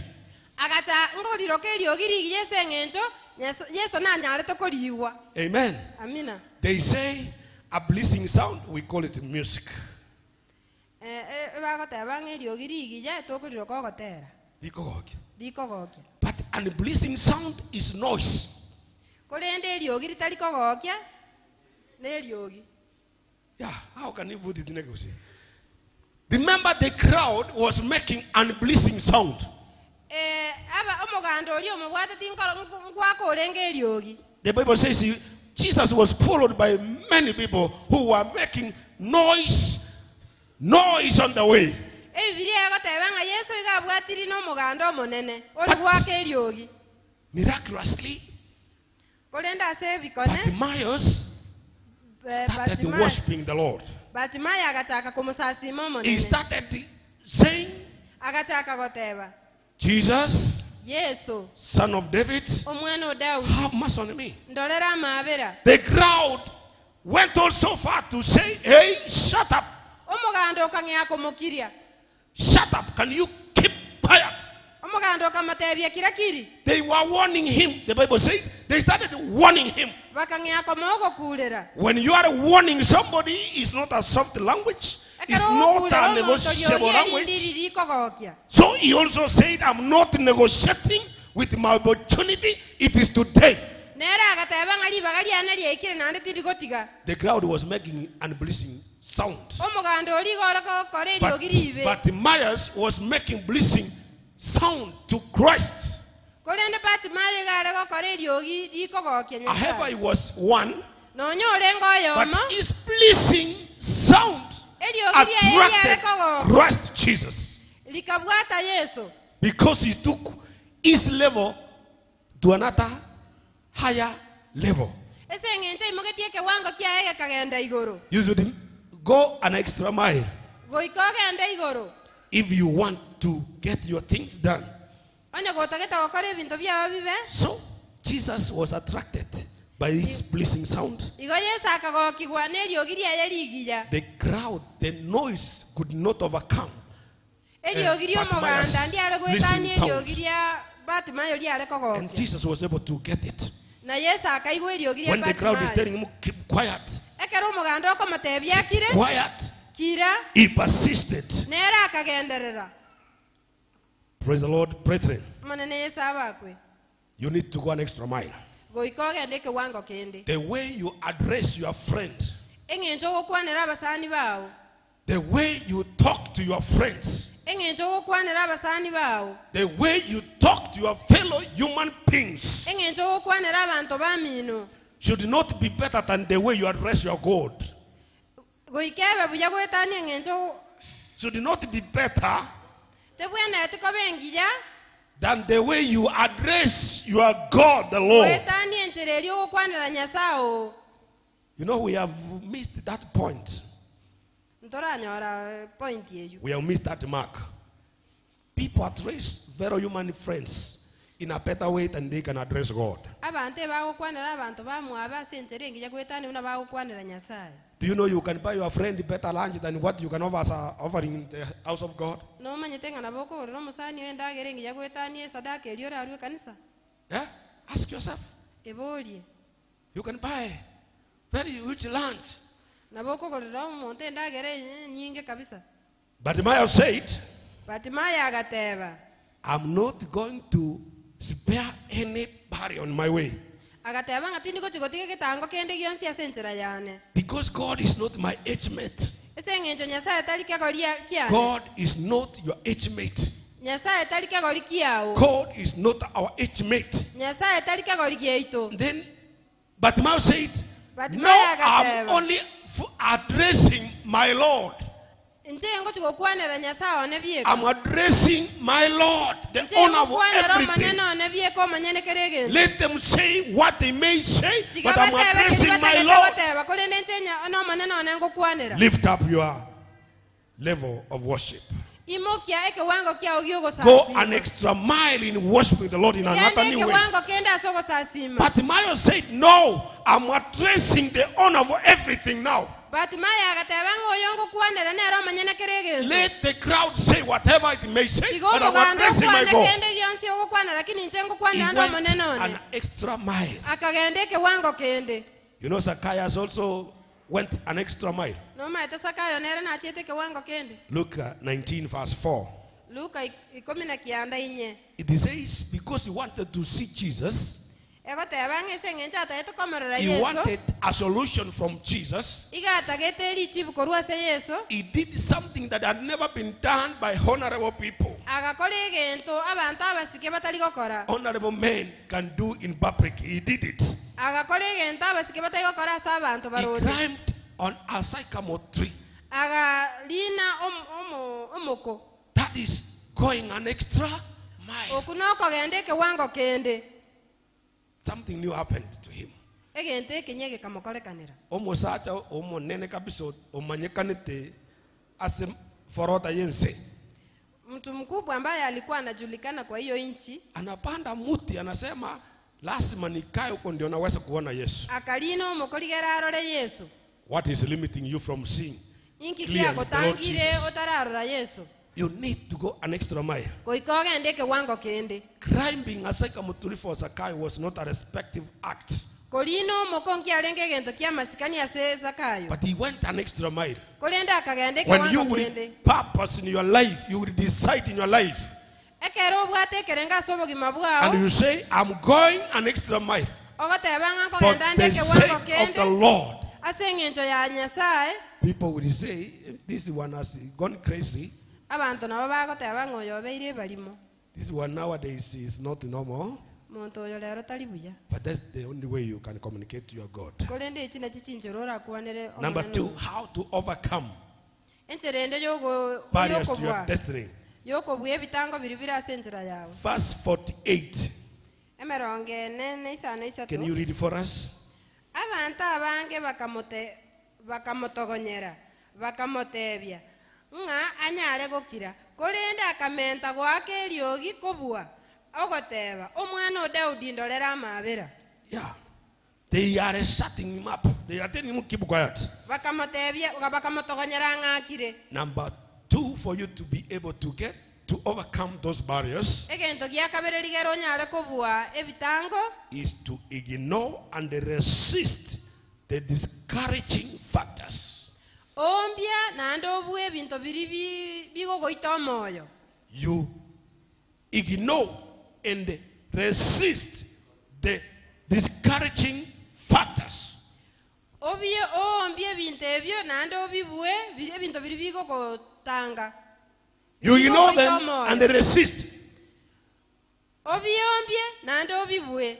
Those who have accepted to take assignment of discouraging others, Abantu mbale bayirire bagalyogo ita abandi omoyo. working as agent of discouragement, Bagokora egasi yogo ita abandi omoyo. will always discourage Goika bagendera those who gogoita are omoyo. following the right track of the Lord. Bali bakobwatya enjere endonge ya Men will Nyasaye. always discourage others from doing the right thing. Abantu goika baita abandi omoyo korugokora asa mangana ayara maya. But ignore and resist. Move Kolende ahead. ombye nande suka motwe. Ignore and move ahead. Ya ombye nande suka motwe. But don't be ignorant. Just ignoring. Don't be ignorant. Ombye lakini takobo moliri. Yeah. I'm not saying you become ignorant. Tinda tebanga obo moliri. You become ignorant of what's happening. Oro moliri otamaiti ekigendera But takokorekana. you ignore. Kolende But you ombya. must have the truth and the facts of what need to be done. Tuare kene kia mangana liya bwene The takokorekana. right and important information, have it. Amangana liya kene bwene takokorekana. Like now we are giving the right information Buna bana nkurutole amangana which liya is kene. forming the foundation of you becoming victorious. Ayakorosi oboroso bwa okobo So mobui. ignore and resist the discouragement sources. Ombye nande bwa ebinto biri bigogoita But omoyo. don't be ignorant. Kolende takobo moliri. Because Bartimaeus was not ignorant about Jesus, Ekiagara pati mayo tabeto and moliri that gore ya is what Yesu. gave him the strength to persist and resist the discouraging factors. Nande ke kamo moyo bwoko gendera na kobua abantu As much as they told him, keep quiet, Nonya bamatebe tiakire. keep quiet, Bakamatebya akire. humiliating him, Bakamochaya. telling him you cannot measure, you are not measuring. Bakamatenga yeto goto isaini. Yes, but he resisted.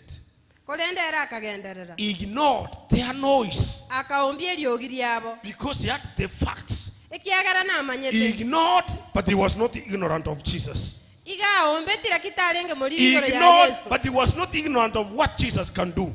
akaombia lakini namanyete ki Yesu aranyare gokora Give him the strength to persist and resist.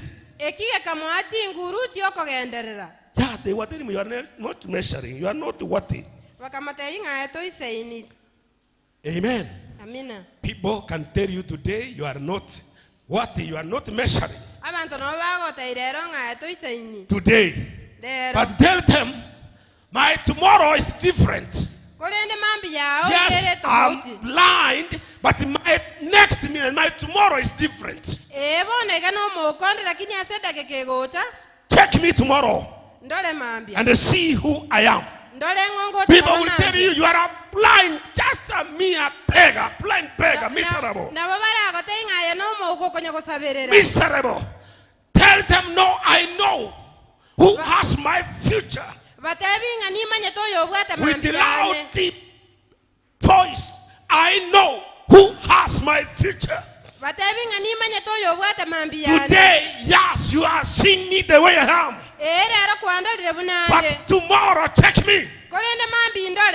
Praise the Lord. Amina. That is the spirit Bartimaeus had, which gave him the strength to persist. Physically was blind, but spiritually he had the sight. He told them, check me tomorrow. Today I am seated here begging. Today I am in a beggar's garment. But tomorrow check me. Praise the Lord. Amen. And they overcame. To basa ko bege tekele. Ogo sekere ukwa humiliate ukwa nyarika. No, God wants you to raise. You go an extra mile. Jesus wants you to go an extra mile. Don't accept man's perception, man's interpretation of you. No. To kill your dream. To kill your star. When they are tap on you, that is a star. They want to finish in you. When they are abusing you, that is a star, that is a dream they want to kill. So don't accept what man describes you. Yeah, don't accept. Say, I know the Lord knows me, who I am. Tell them I was not born to be a beggar. Bartimaeus knew I was not born to be a beggar. Somewhere, someplace, it was snatched from me. He knew somewhere, someplace, my sight was stolen. I was not born to be a beggar. Praise the Lord. Amen. How many believe you are not born to be a beggar? If you believe you are not born to be a beggar, raise up your hands. Praise the Lord. Amen. So, this Bartimaeus,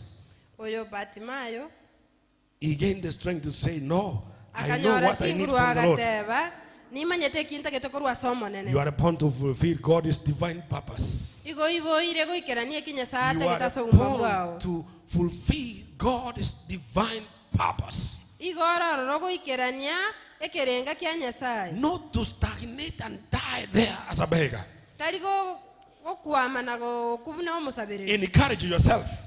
Encourage yourself. If you know you are not born to be a beggar, encourage yourself. Your present time is not defining your future. Your present. Yes. Just encourage yourself. And pursue your dream. Pursue your dream. Diversify your investment in the Lord's kingdom. And encourage yourself. And ignore and resist those discouraging factors ombia nande obwe ebinto biri bigo goita omoyo. You know, Bartimaeus never wasted time Omanyete Bartimayo tasaleti ebiro. negotiating and debating with the crowd. Konyagokwana no mugando. When they were telling him, keep quiet, we are going to throw you out away from this place. Ekaraba matebeti ngakira kiringo enda toleka gosali korwasa. He stood on his ground Igatenenete. and said, no, Agateba yaya. I ignored with the right information. Don't be ignorant. When you are in the house of God, take notes. Get informed of what are the promises in the word of God.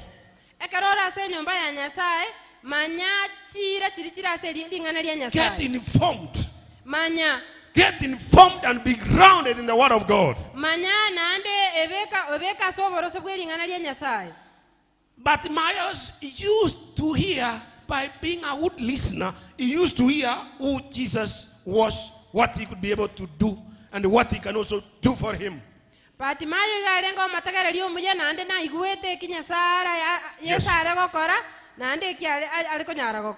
That when my opportunity comes, I wish one day that Jesus comes around. And the opportunity came. And when the opportunity has come, discouragement and humiliating factors are there. If somebody who does not know who Jesus is, that Jesus is not a property that can be owned by individuals, that Jesus is not a grandson or a grandfather of a certain community. He said, this Jesus is not your sokoro, so I want my sight. Is for us with the full knowledge. He was not ignorant. He was not ignorant. Toa uchinga ukicha nyumba ya Bwana, uchinga unafukuzwa sawa sawa. Hakuna kitu ya kusema nimekuachia. Omotigere oiso. Unamwachia nani? One day kwa nata natigire na abatigire say na boga enda kurusai. You demand, you own, you say I need my right. I need my portion. I need my share. But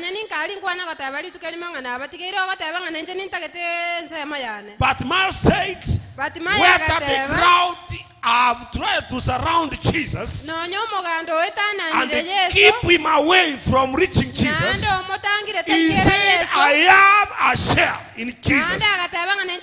And today I'm getting it.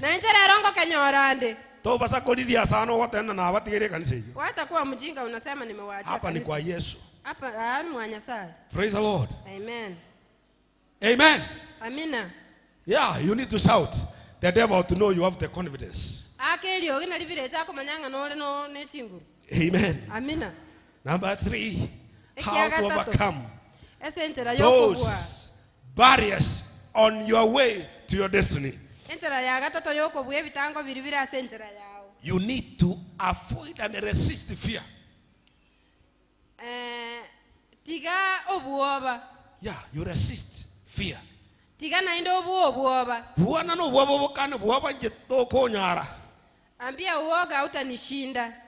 fight with the fear. Timothy says, 2 Timothy 1:7, God has not given us the spirit of fear, but God gives us the spirit of power. So why should you become so weak? And yet fear does not come from God. God has not given us the spirit of fear, but the spirit of power, love, and sound mind. Love, yes, and self-discipline. Self-discipline. Wega mbelete ukimpenda Mungu anakupa roho ya nguvu. ekero omwanchete nyasaye igagokoa chinguru uwezo, omoika bwe chinguru roho ya upendo omoika bwe obwanchani na roho ya nidhamu. n'omoika bwe chitabi chingiya. Watu wana nidhamu hawasemi nimekuachia hiyo. Abantu babwata amasikani mbali gotabanga nagotigeire. Nidhamu. Nidhamu no masikani. Heshima. Nidhamu si ni omochoko. Bwana asifiwe. Amen. So God has given us that. Igonya sawa kaire omoika oyo. You need to resist and avoid fear. Goika oruana na kobwa obwoba. You resist the devil and he will flee from you. I'm talking of resisting and avoiding fear. Kuamirira na kushindana na kukani ubwoba kabisa genda kabisa. Amen. Amen. Amen. But Maya did it. He decided that he will not stop. He will not shut up until he gets what he wanted. He said nothing is going to stop me. They told him shut up. Keep quiet. They expected him to turn down. You know when you say, can you keep quiet?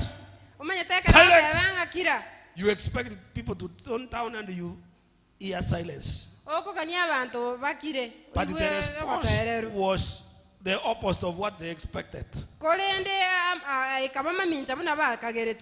The more they shut him up, the louder he could shout. He was resisting any kind of fear. When somebody tells you, wants you, shut up. If you fail to do what he demands next, you might get some serious punishment. So it instills the fear that this person, if we rebuke him, he will keep quiet. But you need to resist fear and avoid it. So Bartimaeus said, no, I'm not going to fear. Because fear is a tormenting spirit. Fear stops people from doing the right thing. Fear torments, makes people to suffer. Fear ni roho ya kunyanyasa. Roho wa kunyanyasa watu na kusumbua na kutesa. So Bartimaeus is sick. He knows he's not able to see. He's sick. He needs an answer. He needs healing. He says, I need to be healed. I need to be healed. But here are the crowd who are saying, hapana, hakuna wagonjwa hapa. You don't deserve. We don't have sick people here. We have experienced these things. I need a deserving case. People say, no, there are no deserving people here. It reminds me one time, some many years back, during the late Moi's era, when he was in the leadership. And by then, a man from Gusiland was Minister for Health.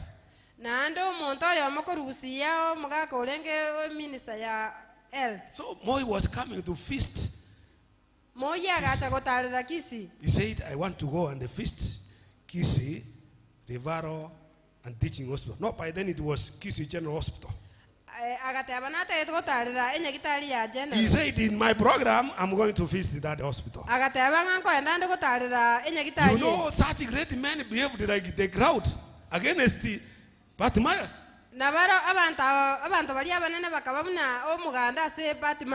So the patients were the Bartimaeus of that time. Sick people, patients were discharged. unceremoniously. Abarueire bakaigolerwa. Yeah, enda nyumbani. Gendanga. Enda nyumbani. Why is sick? You see how we have become the current that crowd. What was he trying to give out? Sick people were discharged. I think some others died. Because they wanted to make that hospital to look presentable. They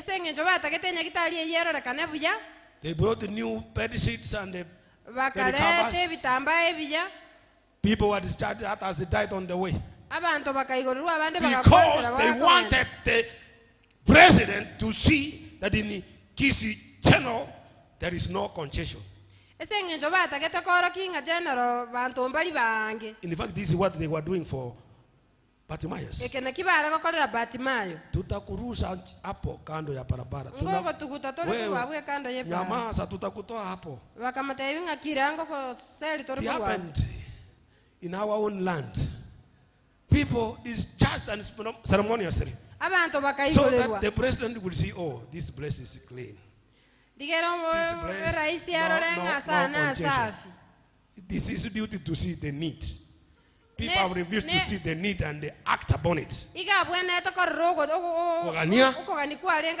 I ought to authorize resources and say, expansion. Don't allow people to sit on your right. Bartimaeus said, no way. No way. He resisted fear. You might be here. You have never begun what God wanted you to do. You might be here. You have never begun to do what God wanted you to do because of fear. God wanted you to start doing something many years ago. But you have not yet started because of fear. And that's why you are on the roadside still begging. Gather the courage to start shouting, crying for your help. Karwe parensemo. Karwe parensemo choi ni umuganda. Oh yes. Ansa kuruo mochango. Ansa kukonya abantu. Ansa kusaba. Karwe kando. Ye parapara. God wants you to start doing something. Chase, resist fear and start doing something. People may tell you, you don't deserve. Wewe kwako ni kando kando ya barabara. People always like to be associated with good things, but it is God who does good things to become good. So they were telling this man, Bartimaeus, you shut up, keep quiet. Hapa tuna wagonjwa. Hapa tuna wagonjwa. Vile unaenda kwa ofisi unasema hatuna kazi na wengine wanasema tumecreate millions of jobs and they are nowhere.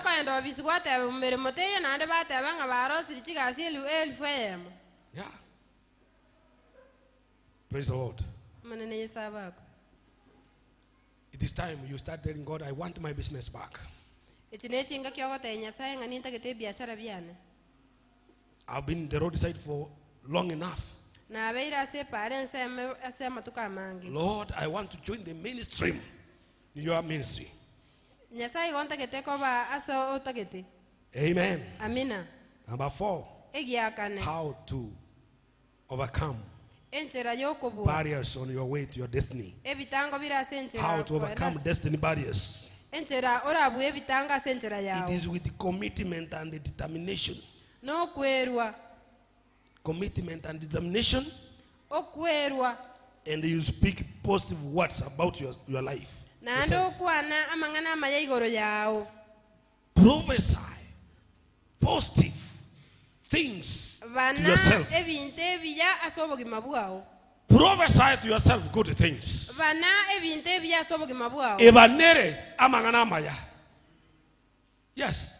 Prophesy to yourself. Ebanere. Don't prophesy yourself bad things. Taku ebanera amangana amabe.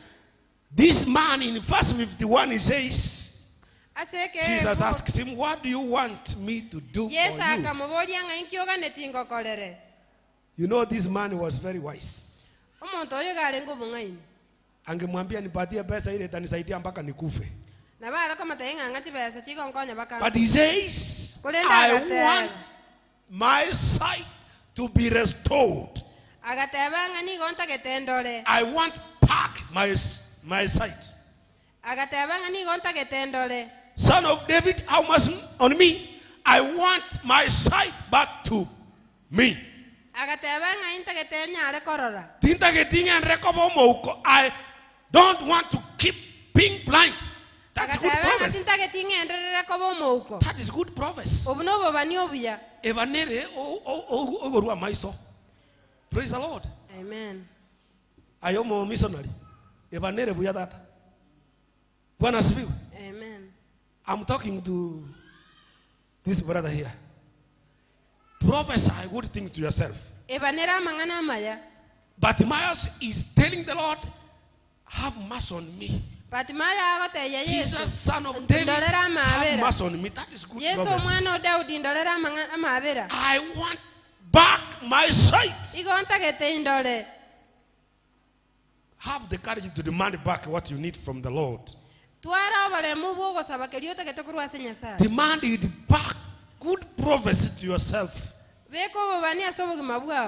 Son of David, have mercy on me. Amuka, go an extra mile. Make it known hard to Christ Jesus. Shout it to the Lord Jesus Christ. Stop that mentality. The fast, I'm not saying you should not call us and pray for you.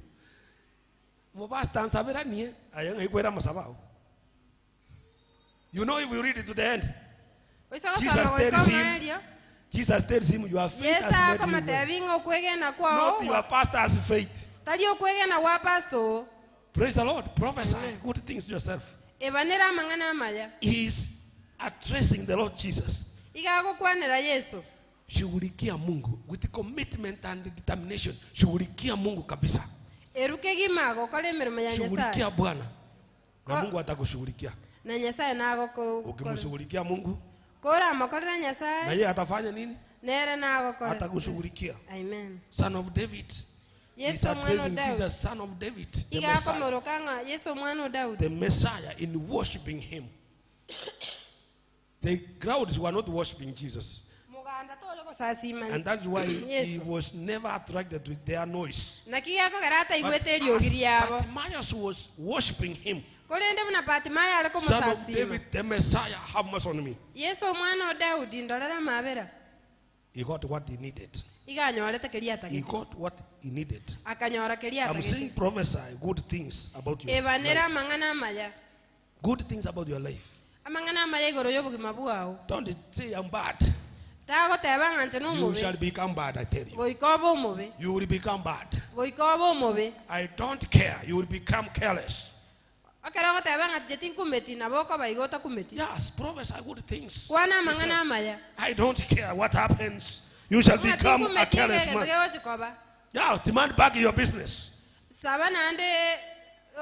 I want back my business. I want back my spiritual sight. Praise the Lord. Number 5, you should avoid murmuring and complaining.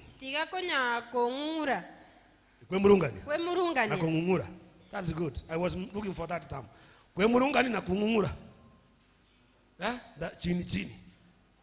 Stop murmuring and complaining. Kunungunika sayot. We always sing, Mutetezi wangu Yesu anaishi leo. Mtetezi wangu yu hai. Mtetezi Mtetezi wangu Yesu anaishi leo, mtetezi wangu yu hai, mtetezi. Hivyo. He never, you know, I said at the beginning, Bartimayo, he got this opportunity when Jesus was going out of that city. And he was hearing how things are happening. Now Jesus is moving out. Jesus is moving out of Jericho to go to Jerusalem.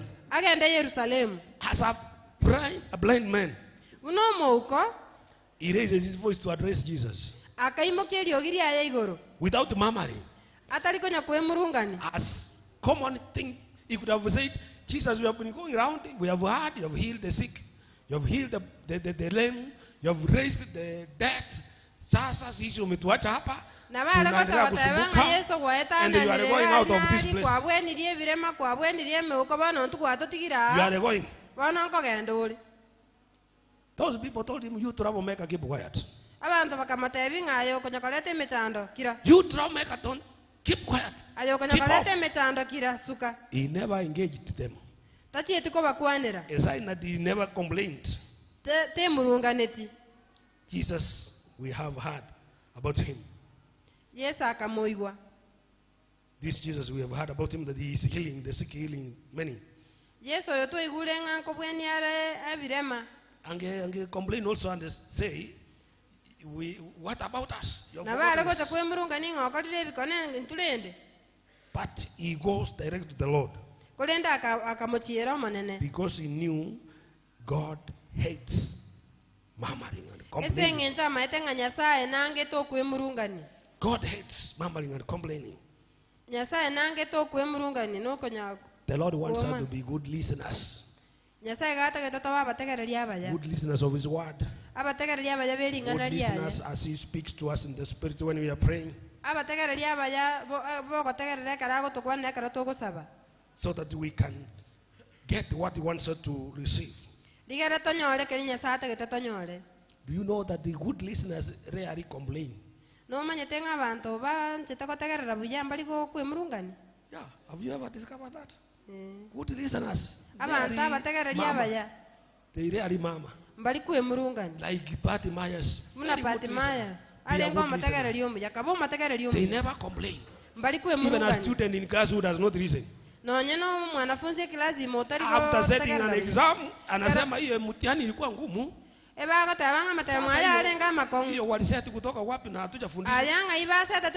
they were being taught, he was making noise. Was not listening. Was not concentrating. Be good listeners. If you are good, able to hear, make good use of your ears. Make good use of your ears like Bartimaeus. If you are able to hear, make good use of your ears. Hear things that can help you to change. Don't allow things that make you get lost to enter you. When you hear things that cannot build you, have started being shared, run away. Refuse. Make use of your ears. Make good use of your ears. Make good use of your ears. Let good things enter into you that can encourage you. Make good use of your ears. Hear good things and share them. Bartimaeus made good use of his ears. And he was able to be healed because he made good use of his ears. Young people, young boys and girls, make good use of your ears. Not only your ears. Make good use of your eyes. If you are able to see, make good use of your eyes. Make good use of your eyes. Praise the Lord. Amen. Don't make use of your eyes in criticizing and abusing people.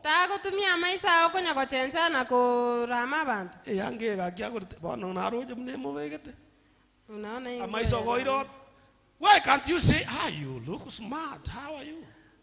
That is making use of your eyes.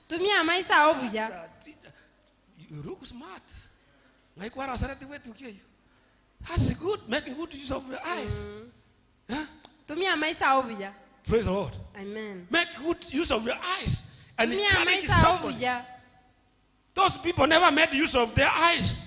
That crowd shutting down Bartimaeus. They could have seen, oh, there is a need here. Let's go and carry. Let's go and carry this man blind. Jesus can make him well. Let us carry him.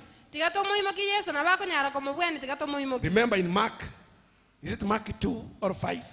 Those 4 men who carried the lame person to Jesus. They made good use of their eyes. Make good of your eyes. See where there is disorder, make things ordered. Making good use of your eyes. Yes. Bartimaeus had no eyes, but he made good use of his ears. Even make good use of your mouth. Yes, I've said already, you can encourage somebody by speaking good words. Instead of dividing people, make good use of your mouth. Yes, you tell somebody how you look good. Make good use of your mouth. You are encouraging somebody. You think if you tell somebody how you look good, next time he or she will desire to come to this church. Make good use of your nose. You think noses cannot be made good use of? Yes. For sensing. We are seated with you. And my socks are offensive. It disappoints you buy me, you need to buy me another pair of socks. Making use of your good nose. Pastor, you have socks. Pastor, socks is in nilete socks. Uniambie pastor end of party. Good use of your nose. Praise the Lord. Amen. This man met, you know, these people very unfair. The crowd was spiritually blind. Yeah, make good use of your nose. Your nose. Let God see that you are saying. I want to stop here because of time. We shall continue next time. Can we rise up and worship the Lord? If the Lord has spoken to you, and He has told you how to make change, make your life change, how you can also make it to your destiny. The crowd never made good use of their eyes to see that there's somebody who needs help. They were out to push him away from the help. They never made good use of their ears to hear his cry and have some sympathy. Shall we close our eyes? Father, we thank you and we bless you because you are our Alpha and Omega. We worship you, King of Kings. How I pray that you will make us have spiritual sight, that we may be able to make good use of all our senses.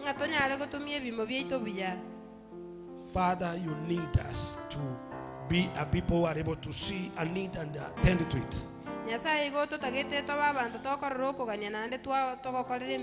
The crowd misused their mouths by shouting as somebody in need.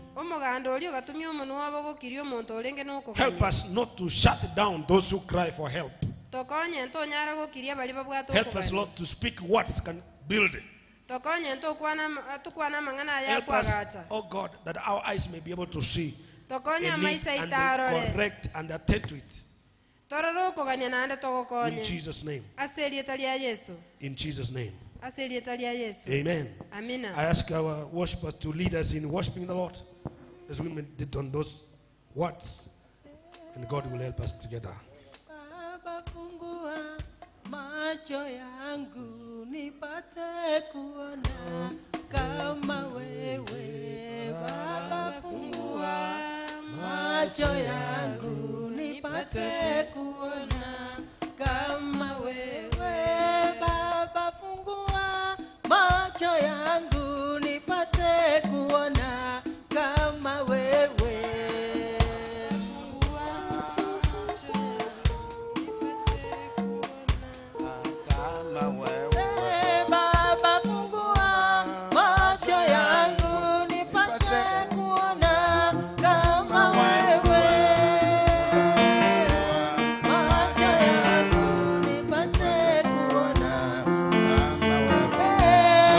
Kuimba hivyo tuendelea kutoa sadaka zetu. Macho yangu nipate kuona kama wewe. Macho yangu nipate kuona kama wewe. Baba fungua macho yangu nipate kuona kama wewe. Baba fungua macho yangu nipate kuona kama wewe. Baba fungua macho yangu nipate kuona kama wewe. Baba fungua macho yangu nipate kuona kama wewe, kama wewe, kama wewe, Baba niombe, kama wewe, Baba niombe, kama wewe, kuona kama wewe,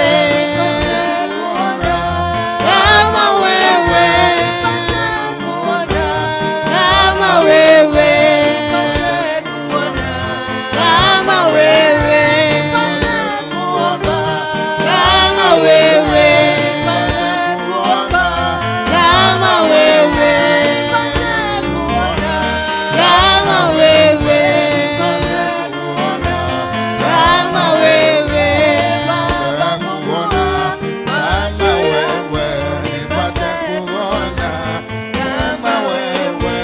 Baba fungua macho yangu nipate kuona kama wewe, Baba fungua macho yangu nipate kuona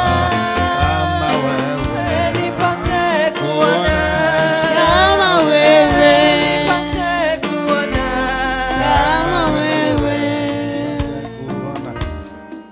Baba, tunakushukuru sana. Saidie macho yetu yakaweze kufunguka ili tuweze kuona jinsi unavyoona. Tasame vitu jinsi unavyovitazama.